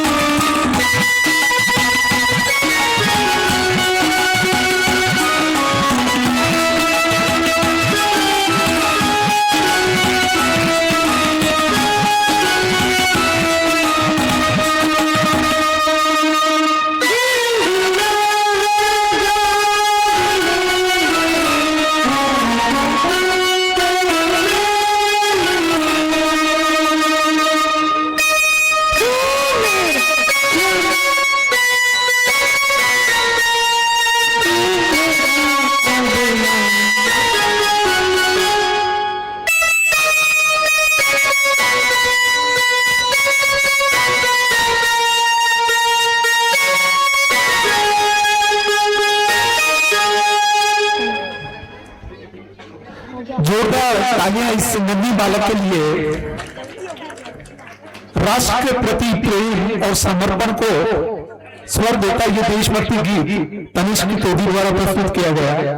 आइए अब इस संगीतमय प्रस्तुति के बाद हम संत प्रवचन की ओर बढ़ते हैं, उस पावन क्षण की ओर बढ़ रहे हैं जहां वाणी में अनुभव बोलेगा, जिनकी वाणी में शांति, विचारों में दिशा है। ऐसे पूज्य संत के अमृत वचन श्रवण का सौभाग्य आज हमें प्राप्त हुआ है। मैं आमंत्रित करता हूं परम पूज्य संत श्री लक्ष्मण नाथ जी महाराज अचीनाथ जी धाम मेवड़ा को, वो आए हैं और अपनी वाणी से हमें कृतज्ञ करें। मेरा निवेदन रहेगा समय सीमा को ध्यान में रखते हुए अपना उद्बोधन दें। संत श्री वो मंच से आपको अपना प्रवचन दे रहे हैं, कृपया शांतिपूर्वक उनको सुने। जय जय श्री राम, जय जय श्री राम, जय जय श्री राम। सत्य सनातन धर्म के, सत्य सनातन धर्म के, सत्य सनातन धर्म के, गौ माता के, अपने अपने माता पिता गुरुदेव के, बोल जय गोरक्षनाथ जी महाराज के, सिद्ध बाबा श्री अच्छीनाथ जी महाराज की। मंच पर विराजमान श्री राम जी महाराज बहन से वे भाई साहब, वे हमारी प्यारी बहन, सम्मानित मंच, व मातृशक्ति, व समस्त समाज बंधुओं, आज पूरे भारत खंड के अंदर 1 लाख से ऊपर हिंदू सम्मेलन हो रहे हैं। तो हमें इन हिंदू सम्मेलनों की क्या आवश्यकता पड़ी, हम ये क्यों कर रहे हैं, किस लिए कर रहे हैं। 1925 में डॉक्टर साहब ने एक सपना देखा था कि मेरा समस्त संपूर्ण भारत का हिंदू समाज एक जजम पर आए और एक जगह बैठकर इस भारत भूमि के लिए, इस मातृभूमि के लिए एक सूत्र के अंदर कार्य करे और पुनः मेरे इस भारत भूमि को विश्व गुरु बनाए। ऐसा उन्होंने सपना देखकर वहां से नागपुर से उन्होंने शुरुआत की थी यात्रा को। आज उनकी यात्रा, उनकी मेहनत, उनकी तपस्या पूरे भारत खंड के अंदर नजर आ रही है और जगह जगह हजारों लाखों की संख्या में कार्यकर्ता खड़े होकर और आज जगह जगह हमारी मातृभूमि की सेवा के लिए हमेशा तत्पर रहते हैं। अब उन्होंने सपना तो देखा था कि हमारा समाज एक हो और एक जाजंत्र हो, हिंदुओं की एक मां शक्ति बने। फिर कैसे बनेगी कि हम लोग तो जाति विशेष, जाति पातियों में बटे हुए लोग हैं। तो उन्होंने कहा कि हम किसी प्रकार का मतभेद नहीं रखें, जाति प्रथा को हटाकर हम सभी एक जाजम पर आके और हमारे सनातन धर्म की रक्षा करें और हमारे भारत भूमि की रक्षा करें। मैं आप सभी से कहना चाहता हूं कि जाति प्रथा है। महिलाओं से मेरा निवेदन है, कृपया थोड़ी देर और रुकें, बस 15 मिनट का कार्यक्रम हो रहा है। महाराज जी प्रवचन दे रहे हैं, बीच में उठ के ना जाए। तो हमारे शास्त्रों में कहीं पे भी जाति विशेष की बात नहीं लिखी है, किसी भी छुआछूत की बात नहीं लिखी हमारे शास्त्रों में। तो जब मैं कहता हूं कि जब नारायण ने जब इस भारत खंड पे दुष्ट अधर्मियों का संहार करने के लिए अवतार लिया, तो उन्होंने भी किसी प्रकार का जाति भेद नहीं किया। देखो, जब राम जी वन को जाते हैं सर्वप्रथम केवट को गले लगाते हैं, आगे जब जाते हैं तो बिल्ली को गले लगाते, उसके जूते बेर खाते हैं। तो मैं कहता हूं कि जब नारायण ने मतभेद नहीं किया, उसने किसी को छाप लगा के नहीं भेजा, तो ऊंचा है तो नीचा है। आप और हम कौन होते हैं? छुआछूत करने वाले, किसी को ऊंचा नीचा दिखाने वाले। संतों ने बहुत सुंदर वाणी लिखी कि जाति कुल को कारण है नहीं संता, सिवरे जारो साई, सिमर सिमर नरबे भया देव दर्शा गठमाई के 88,000 ऋषि मुनि ताप बनखंड के माई जाके बीचे ताबे सबरी बिलनी जामे अंतर नाई जाति कुल को कारण है नहीं संता सिमरे जारो साए सिमर सिमर नरबे भया देव दर्शा गठमाई। राजस्व जब पांडवों ने राजस्व यज्ञ कराया था तब उन्होंने समस्त भारत खंड के संतों को आमंत्रित दिया था और वाल्मीकि जी को आमंत्रित नहीं किया था। जब उनका यज्ञ समापन की ओर था तो उनको भगवान कृष्ण ने कहा था कि ये शंख की अनहद ध्वनि बजेगी तो आपका यज्ञ संपूर्ण होगा। तब उन्होंने समस्त भारत के जितने भी ऋषि मुनि थे उनको आमंत्रित किया बुलाया और एक वाल्मीकि जी जाति हरिजन से थे उनको आमंत्रित नहीं किया।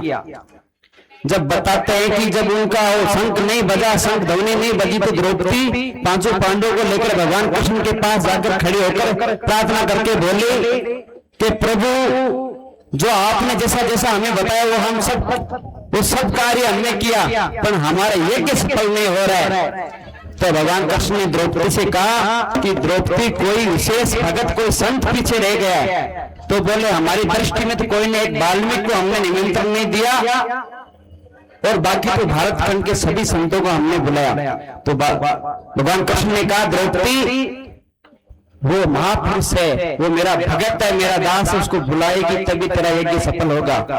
जब ये कार्य जब ये बात हुई तो भीम जी ने कहा महाराज को तो मैं अभी लेके आऊंगा। जब भीम जी जाके और वाल्मीकि कुटिया पे गए प्रणाम किया दंडोत किया तो महाराज श्री ने कहा वाल्मीकि जी महाराज ने कहा भीम जी कैसे पधारे? बोले हमारे यहाँ राजस्व यज्ञ हुआ है उसका आज महाप्रसाद बनाया तो आपको भोजन पाने के लिए हमारे राजमहल में पधारना है। तो उन्होंने कहा भाई भीम जी उनको पता चल गया कि भीम जी बहुत अभिमान के अंदर आया है, पवित्र मन करके नहीं आया है। जब उन्होंने कहा था कि भीम जी ऐसे करो मेरे कुटिया के अंदर मेरी माला पड़ी है वो माला लेके आओ फिर मैं थोड़ी देर बैठूंगा तो कम से कम राम नाम का सुमरण करूंगा। जब भीम जी ने जाके उनकी माला में हाथ डाला तो एक मन का भी उस माला का आगे पीछे नहीं कर सके भीम जी। भीम जी के अंदर बताते हैं कि 60,000 हाथियों का बल था, पूरा बल उस माला के पीछे खपा दिया पर एक मनिया भी आगे पीछे नहीं कर सके। वहां उनकी कुटिया के अंदर कमर तक खड्डा डाल दिया। जब भीम जी परेशान हो गए पसीना पसीना हो गए तो जब वो महाराज जी पुनः प्रणाम करके दौड़े तो महाराज जी ने कहा भीम जी क्या बोले? महाराज जी आप खुद ही आ जाना। जब द्रौपदी वहां मुख्य द्वार पे इंतजार कर रही थी द्रौपदी ने पूछा भीम जी क्या हुआ महाराज श्री को नहीं लाए? तो जब उन्होंने कहा कि वो महाराज मेरे से नहीं आने वाले वो दौड़ के भगवान कृष्ण के पास गई बोली भगवान भीम जी थक के आ गए महाराज श्री नहीं पधारे। जब उन्होंने कहा ऐसे नहीं आएंगे तू पांचों पांडवों को साथ लेके जा और उनको आग्रह कर उनको प्रार्थना कर कि पधारो मेरी कुटिया को पवित्र करो हमारा यज्ञ सफल करो। जब द्रौपदी पांचों पांडवों को लेकर वहां वाल्मीकि जी के सामने गई और दोनों कर जोड़ उन्होंने प्रार्थना की कि प्रभु हमारी कुटिया को पवित्र करिए चलकर और हमारा यज्ञ सफल करिए। जब वाल्मीकि जी उठ के द्रौपदी के संग में वहां राजमहल में पधारे तो बताते कि जब उन्होंने भोजन लगाया तो वहां राजमहल के अंदर 56 प्रकार के नाना प्रकार के भोग बने हुए थे। वाल्मीकि जी महाराज की एक नियम था कि वो किसी भी भोजन के 2 ग्रास करते थे। उन्होंने सभी 56 भोगों को एकत्रित करके दोनों हाथों से मिला के जैसे उन्होंने ग्रहण किया द्रौपदी के मन में घृणा आ गई कि ये तो जाति का हरिजन है इसने कब 56 भोग पाए। ऐसी घृणा करी तो फिर वो उनके जो शंख ध्वनि थी नहीं बजी पुनः दौड़ के भगवान कृष्ण के पास गई तो बोले भगवान मैंने उसको महाराज श्री को भोजन करा दिया। बोले नहीं द्रौपदी सच्चे मन से पवित्र भाव से तूने भोजन नहीं कराया तेरे मन में कोई ना कोई दुविधा थी कोई ना कोई मन के अंदर तूने अछूत का भाव किया। द्रौपदी ने कहा कि वो ऐसे ऐसे भोजन कर रहे थे तो मैंने उनको करके देखते हुए मेरे मन में घृणा आ गई। तो कहा कि द्रौपदी पुनः स्नान कर वापसी 56 भोग बना और शुद्ध पवित्र भाव से महाराज श्री को भोजन करा। जब द्रौपदी ने पुनः भोजन बना के शुद्ध भाव से महाराज श्री को भोजन कराया तो शंख ध्वनि बजी, उनका यज्ञ सफल हुआ। जब कहा कि वाल्मीकि जाति हरजना पांडव घर न्योताई, द्रौपदी भेद कियो जब शंख बाजियो नाई जाति, कुल को कारण है नहीं चिंता सिमरे जारो साई, सिमर सिमर नरदो भेदो दर्शे घटमाई। जब देखो परमात्मा ने भेद नहीं किया, उन्होंने किसी मनुष्य मात्र को ऊंचा नीचा नहीं समझा। आप और हम कौन होते ऊंचा नीचा समझने वाला? तो जब भी हमारा सनातन धर्म एक होगा कि हम जाति प्रथा को हटा के, देखो जाति विशेष कहाँ काम आती है? जहाँ हमारे बच्चों के संबंध करने हो, उनका रिश्तेदारी करनी हो, तब जाति प्रथा काम आती, बाकी अन्यथा कोई काम नहीं आती। देखो एक मैं छोटा सा आपको एक बात बताता हूँ कि हमारा जैसे ये मोहल्ला है, उसके अंदर अगर मान लो हरिजन समाज का अगर बच्चा है, वो लाइट जैसे लाइट फिटिंग का कार्य करता है, उसके अलावा कोई अन्यथा करने वाला नहीं है।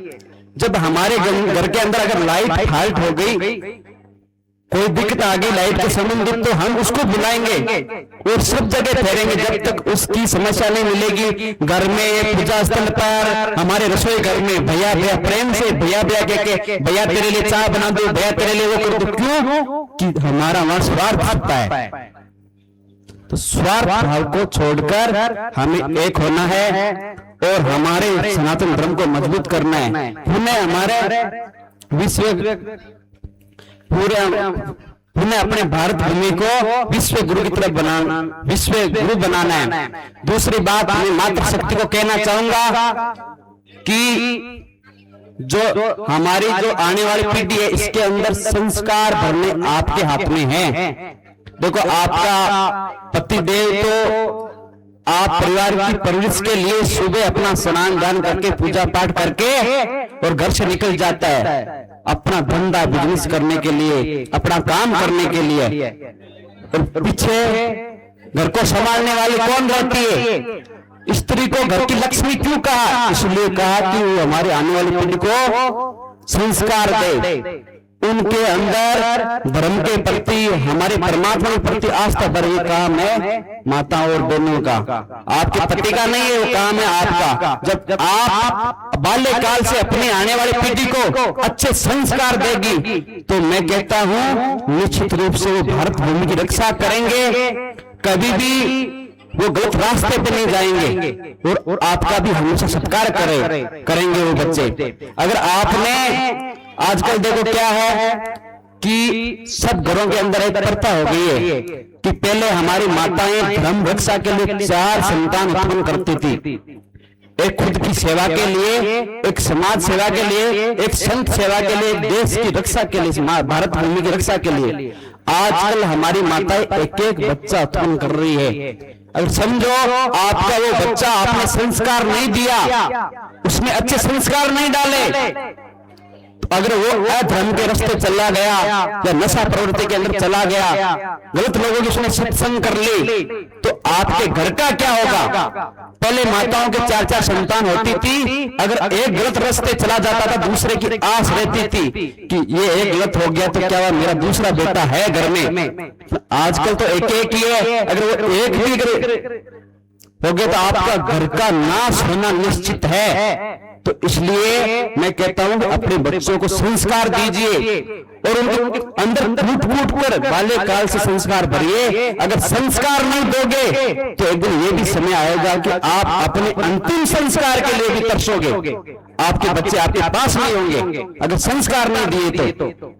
आजकल देखो एक बहुत बड़ी विडंबना है, हमारी माता से कहना तो नहीं चाहूंगा, फिर भी कह देता हूं कि आजकल हमारी मातृशक्ति बहुत ज्यादा इस मोबाइल फोन का यूज करती है। कोई पूजा पाठ से मतलब नहीं है, कोई बच्चों में संस्कार डालने से सब रीले बनाती है। क्या बनाती है? रीले बनाती है। बस मैं प्रसिद्ध कैसे हूं, पॉपुलर कैसे हूं। हमारा सनातन धर्म ये नहीं है, ये इजाजत नहीं देता। एक दिन मैं सुन रहा था किसी के मुख से वाक्या कि जब राम जी वन को गए थे, जब जीतकर लंका वापस पुनः आए थे तो लक्ष्मण जी के हाथ में माला दी गई थी, बोले आप जाकर अपनी भाभी मां का सम्मान कीजिए। जब वहां जाके तो सीता माता 3-4 और भी माताएं बैठी थी, उनके बीच में सीता माता बैठी थी। जब लक्ष्मण वहां आके जाकर वापस मुड़ के आ गया तो उन्होंने पूछा, महर्षि ने पूछा, लक्ष्मण क्या हुआ? बोले वहां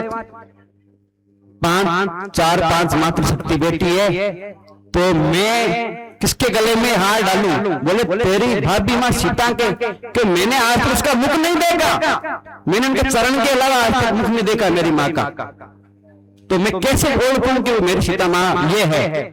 गलती से किसी और मातृशक्ति का समान हो गया तो ये हमारी संस्कृति को प्रसिद्ध करने के लिए नहीं थी। हमारी संस्कृति थी कि हम शील संतोष से रहे, हमारी आन बान शान को बरकरार रखे, हमारी मातृशक्ति, ये हमारी संस्कृति थी।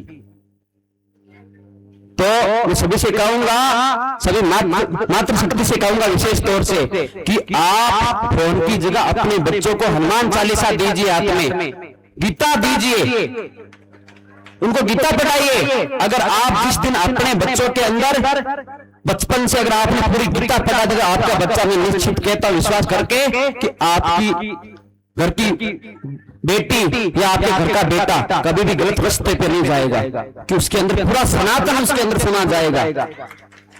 सनातन धर्म छोड़ने की या धारण करने की चीज नहीं है। हमारे जन्म, जब हमारा जन्म हुआ, जब से वो हमारे धर्म, देखो धर्म रक्षिता रक्षिते, अगर हम धर्म की रक्षा करेंगे तो हमारी रक्षा होगी, अगर हम धर्म की रक्षा नहीं करेंगे तो हमारी रक्षा नहीं होगी।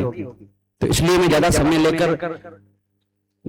नहीं लूंगा, ये कहता हूं कि आप सभी मिलकर और हमेशा अच्छे प्रेम से, आनंद से रहिए और परमात्मा प्रसाद का कार्य कीजिए, सद्भावना रखिए, एक दूसरे के दुख सुख में काम आइए, अपना भाईचारा बढ़ाइए। इस भाईचारे को खत्म नहीं करना है। अगर भाईचारे को खत्म कर दिया और हमने ईर्ष्या का भाव कर लिया, छुआछूत करी, जब देखो आज हमारे देश के अंदर हमारी लड़ाई किन से है कि हमारे लोग दूसरे धर्म में कन्वर्ट हो गए, आज उनसे लड़ रहे हैं। अगर हम और छुआछूत करते रहेंगे, हमारे जो बचे हुए लोग जिनसे हम छुआछूत करते हैं, अगर वो भी धर्म परिवर्तन कर लिया तो हमारी रक्षा कौन करेगा?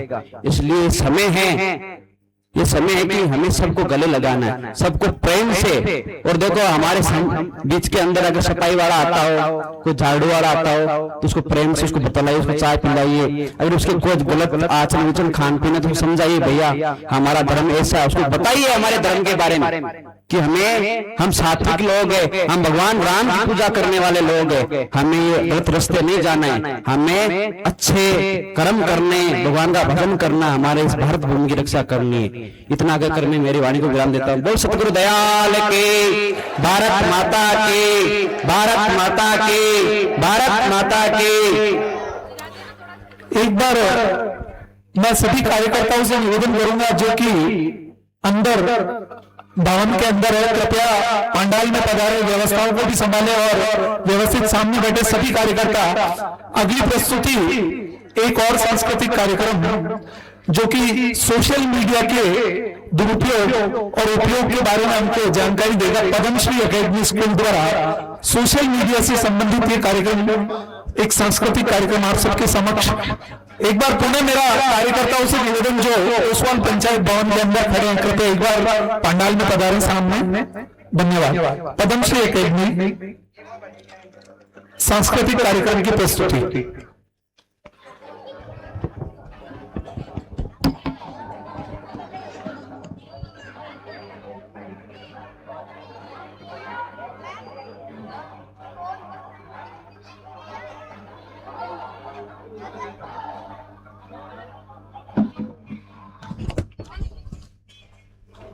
कार्यकर्ताओं से मेरा निवेदन है, कृपया पंडाल में पधारें, सामने की तरफ बैठें, व्यवस्थाएं बनाने में सहयोग प्रदान करें।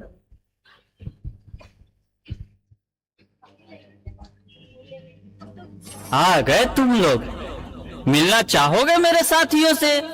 तो देखो। जी हाँ, मैं हूँ व्हाट्सएप, पूरी दुनिया मेरी गिरफ्त में है। बच्चा आ गए तुम लोग, मिलना चाहोगे मेरे साथियों से? तो देखो। जी हाँ, आ गए तुम लोग, मिलना चाहोगे मेरे साथियों से? तो देखो। जी जी हाँ, मैं हूँ व्हाट्सएप। पूरी दुनिया मेरी गिरफ्त में है। बच्चा, बूढ़ा या जवान, सब दीवाने हैं मेरे। गूगल नाम है मेरा। मैं वो भी जानता हूँ जो तुम्हारा भगवान भी नहीं जानता। फेक वर्ल्ड का बादशाह हूँ मैं, बादशाह।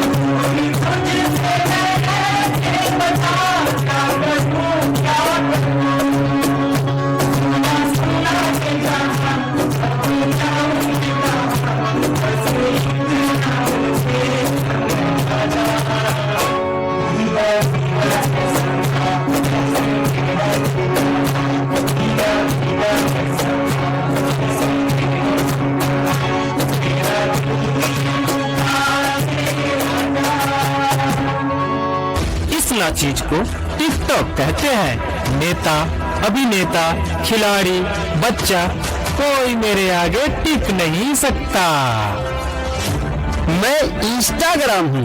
मैंने सबको पागल करके रखा है, स्पेशली उन युवाओं को, उसको और इसको भी। और मुझे तो आप लोग जानते ही होंगे, मैं हूँ फेसबुक। मुझसे ही तो ये सोशल मीडिया का दौर शुरू हुआ है।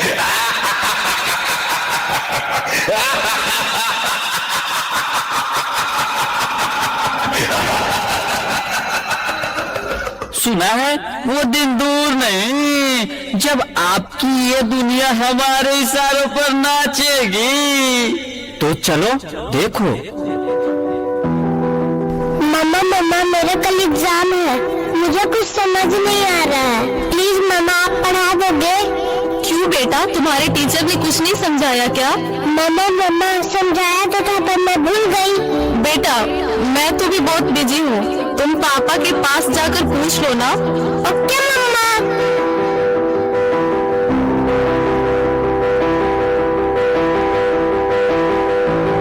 पापा कल मैथ्स का एग्जाम है, मुझे कुछ समझ नहीं आ रहा है, आप पढ़ा दोगे प्लीज? बेटा I am already getting late, मुझे ऑफिस का काम है, मैं आकर पढ़ाता हूँ। ओके पापा।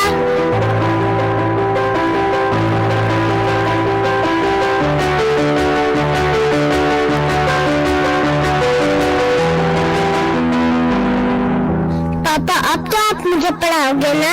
बेटा मैं बहुत थक गया हूँ और ऑफिस का काम भी है, तुम मम्मा के पास चली जाओ। ओके पापा।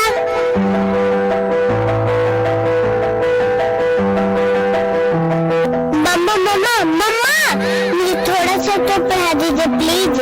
ओके ठीक है बेटा, आप अपने कमरे में जाओ, मैं वहीं आती हूँ। ओके मम्मा मैं वेट करती हूँ।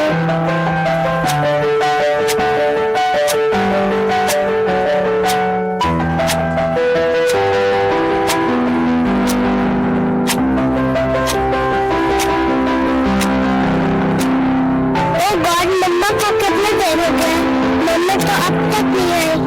क्या करूं? मैं तब तक मेल पे सर्च ही कर लेती हूँ। देखो एक और शिकार, इसे भी अपने जाल में फंसाते हैं।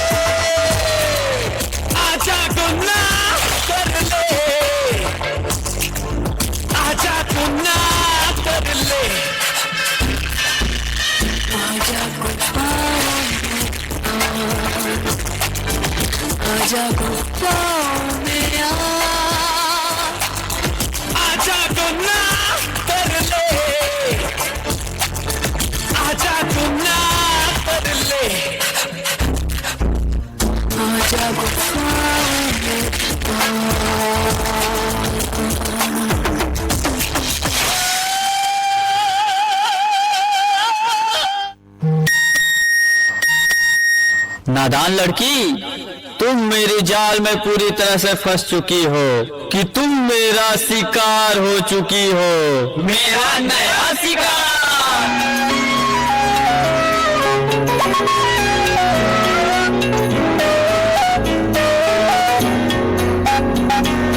रात दी गल सुनियो वे, रात दी गल सुनियो वे, कोई ना चार छुपेरे, पिछे ना मुड़ियो वे, पिछे ना मुड़ियो वे, राता दे काले काले चेहरे, घर डाटा दसे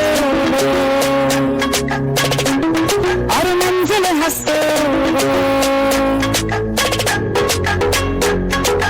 आहट से डरियो वे, आहट से डरियो वे, खौफ के अंदर लगे डेरे, भाले से चलियो वे, भाले से चलियो वे, राता दे काले काले चेहरे, घर डाटा दसे मंजिल हंसे,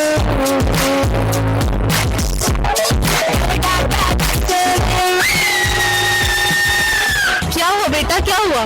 तुम खड़े खड़े क्या देख रहे हो? डॉक्टर को जल्दी फोन करो। डॉक्टर साहब जल्दी आइए, पता नहीं मेरी बेटी को क्या हो गया है। एक और शिकार। तुम्हारे 5000 FB फ्रेंड होंगे, लेकिन तुम्हारे एक भी फ्रेंड तुम्हें बचा नहीं सकते।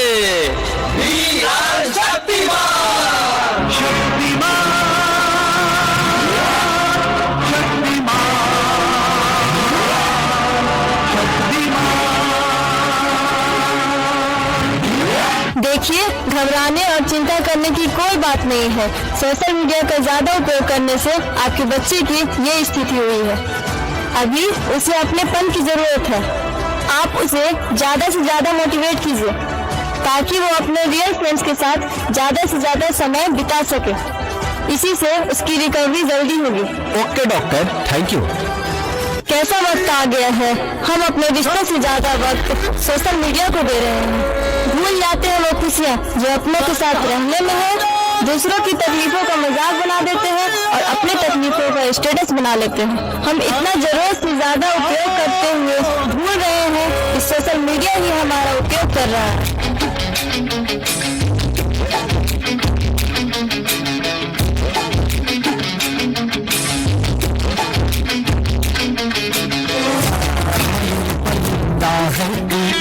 दिखला तो जिंदा है तू, आती है तुझमें हौसला,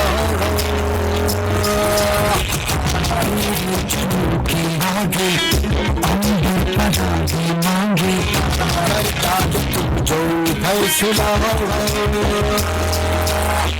इनकी तकदीर तो क्या, टूटी शमशीर तो क्या, टूटी शमशीर से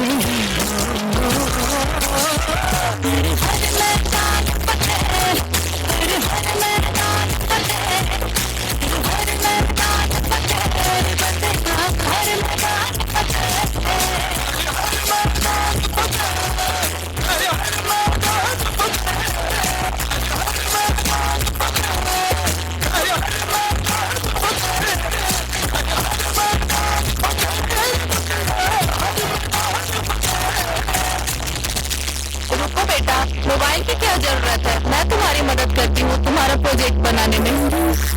मैदान फतेह बंदिया, हर मैदान फतेह।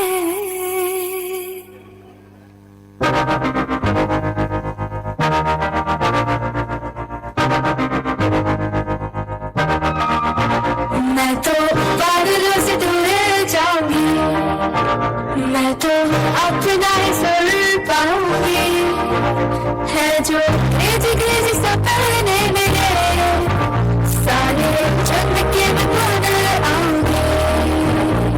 हमारा दुनिया की हुई नहीं, मैं अपनी दुनिया बताऊंगी कि जिंदगी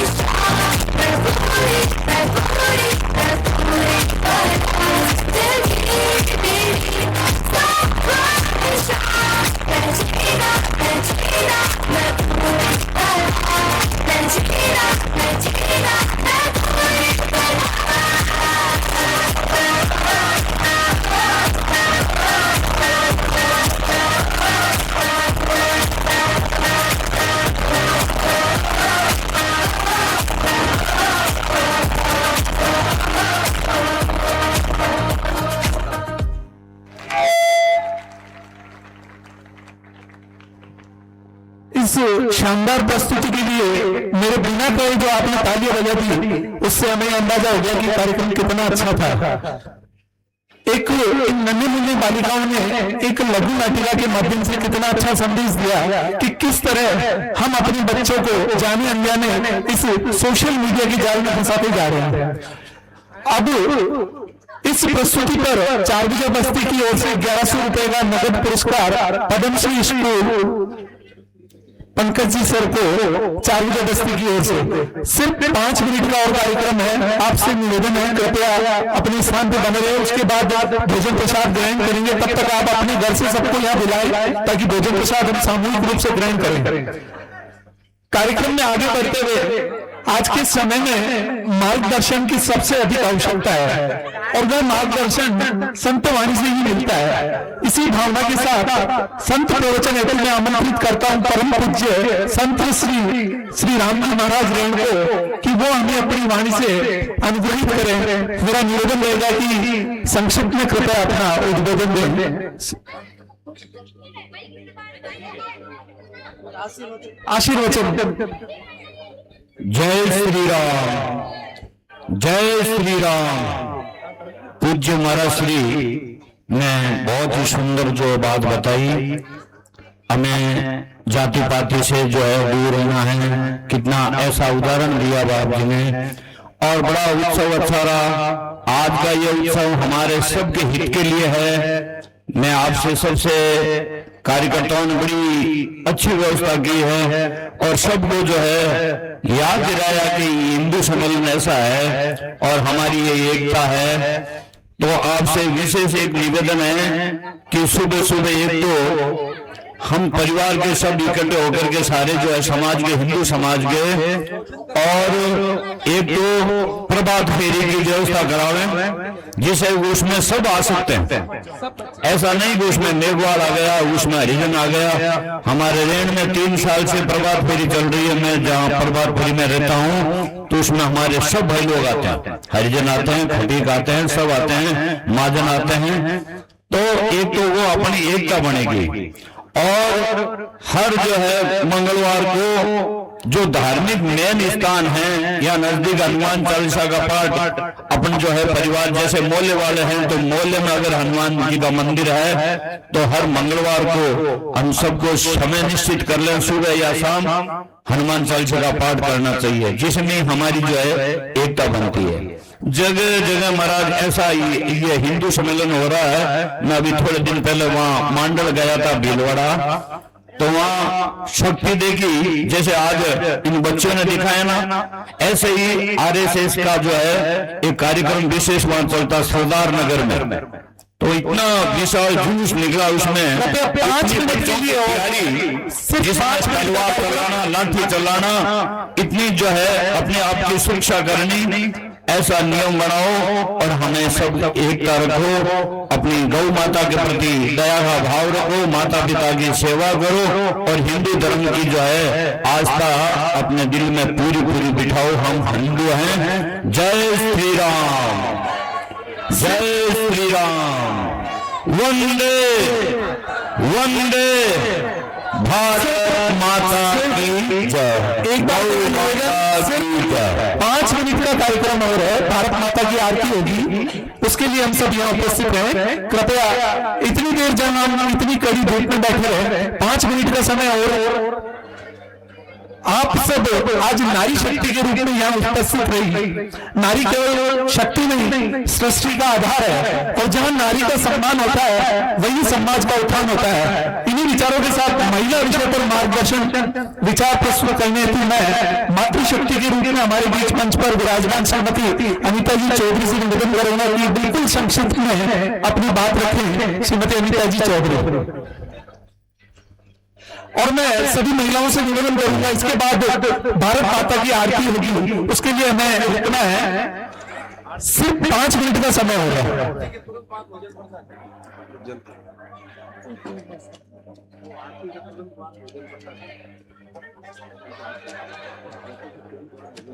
आरती के तुरंत बाद भोजन प्रसाद भी लेना है, उसके लिए भी यही उपस्थित रहे सब।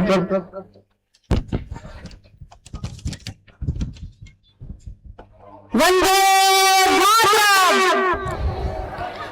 सर्वप्रथम माँ भारती के चरणों में वंदन। आगंतुक सम्माननीय मंचासीन अतिथिगण एवं मीरा की धरती पर विराजमान मेरे प्रबुद्ध जन एवं नारी शक्ति को मेरा प्रणाम। मातृशक्ति केवल यह एक शब्द नहीं बल्कि शक्ति, प्रेम, त्याग और अनंत धैर्य का प्रतीक है। यह वह शक्ति है जो सृष्टि को रचती है, उसे पोषित करती है और राष्ट्र का निर्माण करती है। माँ जननी पोषणकर्ता और चरित्र निर्माता है। अपने बच्चों को देश प्रेम, आध्यात्म और संस्कृति की शिक्षा देती है जो समाज को सशक्त बनाते हैं। हमारे शास्त्रों में मातृशक्ति को ब्रह्म स्वरूप कहा गया है। माता पार्वती, सीता, यशोदा जैसी देवियों के उदाहरण हमें मातृशक्ति के महत्व का बोध कराते हैं। मातृशक्ति घर की लक्ष्मी है, राष्ट्र की शक्ति है। यह वह अनमोल धरोहर है जिसका सम्मान हमारा कर्तव्य है। हमें नारी को केवल सजने संवारने की वस्तु नहीं बल्कि शक्ति, सरस्वती और साध्वी बनने पर जोर देना चाहिए। आइए सब मिलकर मातृशक्ति का सम्मान करें और उन्हें आगे बढ़ने का अवसर दें और ऐसे समाज का निर्माण करें जहां हर नारी सशक्त हो और हर बच्चा संस्कारित हो। इतना कहते हुए बस मैं यही विराम दूंगी। धन्यवाद। धन्यवाद श्रीमती अनीता जी चौधरी। अब भारत माता की आरती होगी और उसके बाद भोजन प्रसाद होगा, वो सब हमको पता है। उससे पहले आरती हो, आरती की तैयारी हो रही है। इसी बीच मैं निवेदन करूंगा हमारे इस आज के कार्यक्रम के संयोजक सुधीर जी ओझा से कि वो मंच पे पधारे हैं और धन्यवाद ज्ञापित करें। जो भी आज लोग उपस्थित रहे उन सबको धन्यवाद ज्ञापित करें। श्रीमान सुधीर जी ओझा। मंच पर उपस्थित परम पूज्य संतों को प्रणाम। सम्मानित मान एवं विराट हिंदू सम्मेलन में उपस्थित मंडल के सभी ग्रामों से पधारे माताओं, बहनों और भाइयों, आज ये विराट समागम का दृश्य सभी को आनंदित करने वाला। हम सब भारत माता की संतान हैं, हम सभी के कुल के एक हैं, इसलिए संपूर्ण हिंदू समाज को समय समय पर एक साथ बैठना चाहिए। आप सभी के सहयोग से हम सब ने मिलकर ये प्रयास किया है और आज का हिंदू सम्मेलन का आयोजन देखकर मेरा मन हर्षित हो रहा है। इस हिंदू सम्मेलन की तैयारी के लिए भूमि पूजन, कार्यक्रम, हनुमान चालीसा पाठ, भव्य वाहन रैली तथा हर घर में राम प्रसाद अन्न संग्रह एवं आज के इस कार्यक्रम में सहयोग करने के लिए समाज में जागरूक एवं घर जमी बंधु भूमिका में आयोजन समिति की ओर से हृदय से आभारी है। साथ ही इस कार्यक्रम को करने के लिए हम यहाँ स्थान मुक्त कराने के लिए भी इस संस्था का आभारी हो। इस कार्यक्रम में विभिन्न सामाजिक संगठनों, सभी शिक्षण संस्थान, इलेक्ट्रिक प्रिंट मीडिया, पत्रकार मीडिया, सोशल मीडिया, बंदरगाह स्थानीय प्रशासन, पुलिस प्रशासन, स्थानीय नगर पंचायत प्रशासन, व्यापार मंडल, विद्युत विभाग द्वारा प्रत्यक्ष और अप्रत्यक्ष रूप से सहयोग देने वाले सभी बंधुओं का मैं हिंदू सम्मेलन आयोजन समिति की ओर से धन्यवाद ज्ञापित करता हूँ। हिंदू समाज के संगठन और जागरण के लिए हम सभी ने अपना अमूल्य समय लगाकर इस आयोजन को भव्यता को बनाने का प्रयास किया है। सतत इस प्रकार से हिंदू भाव के साथ अपने क्षेत्र में संगठित हिंदू बनकर कार्य करते रहे एवं संगठित शक्ति से अपना गांव, क्षेत्र, अपना भारत सशक्त बनेगा। आइए इस समय हम सब हिंदू समाज के लोग आपस में मिलकर समाज जागरण का कार्य सतत करते रहे। अपेक्षा करता हूँ कि निरंतर इसी प्रकार समाज का आशीर्वाद इस प्रकार हिंदू को समाज के कार्यक्रम को करने के लिए बना रहेगा। भारत माता की, भारत माता की वंदे। एक बार मैं आज हमको जो ये स्थान उपलब्ध कराया गया ओसवाल पंचायत भवन, इसके लिए ओसवाल समाज मोर्चा सिटी का भी हार्दिक आभार, हार्दिक धन्यवाद। साथ ही साथ आज के हमारे कार्यक्रम में सांस्कृतिक प्रस्तुतियां देने वाले गौरव शिक्षण संस्थान, पद्मश्री एकेडमी स्कूल एवं कनिष्क तोती एवं अंतिमा मनियार, इनका भी हार्दिक आभार, हार्दिक धन्यवाद। साथ ही साथ आप सब लोग इतनी बड़ी संख्या में जो यहाँ उपस्थित हुए हैं, विशेषकर महिला शक्ति जिन्होंने पूरे समय तक इस कार्यक्रम को जीवंत रखने का पूरा प्रयास किया, उन सबका भी हार्दिक आभार, हार्दिक धन्यवाद। अब भारत माता की आरती के लिए आप सबसे निवेदन कृपया भारत माता की तस्वीर के समक्ष आरती हो रही है, उसमें सम्मिलित हो सभी।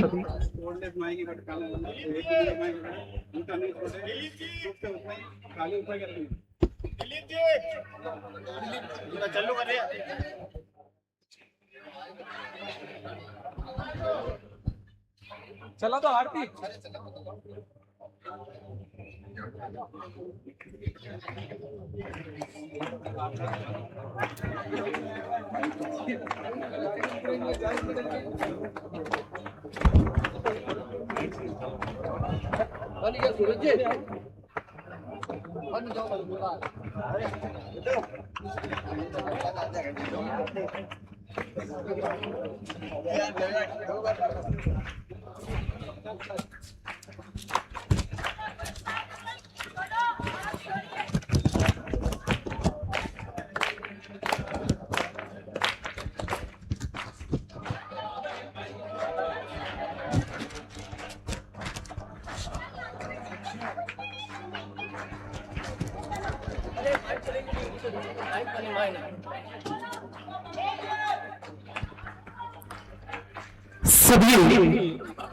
सभी महिलाओं से मेरा निवेदन है कि कृपया भोजन व्यवस्था में व्यवस्थित रूप से बैठे और पहली बार सिर्फ महिला ही बैठे हैं। एक बार भोजन मंत्र होगा और उसके बाद हम भोजन ग्रहण करेंगे। सभी महिलाओं से मेरा निवेदन व्यवस्थित बैठे कार्यकर्ता सभी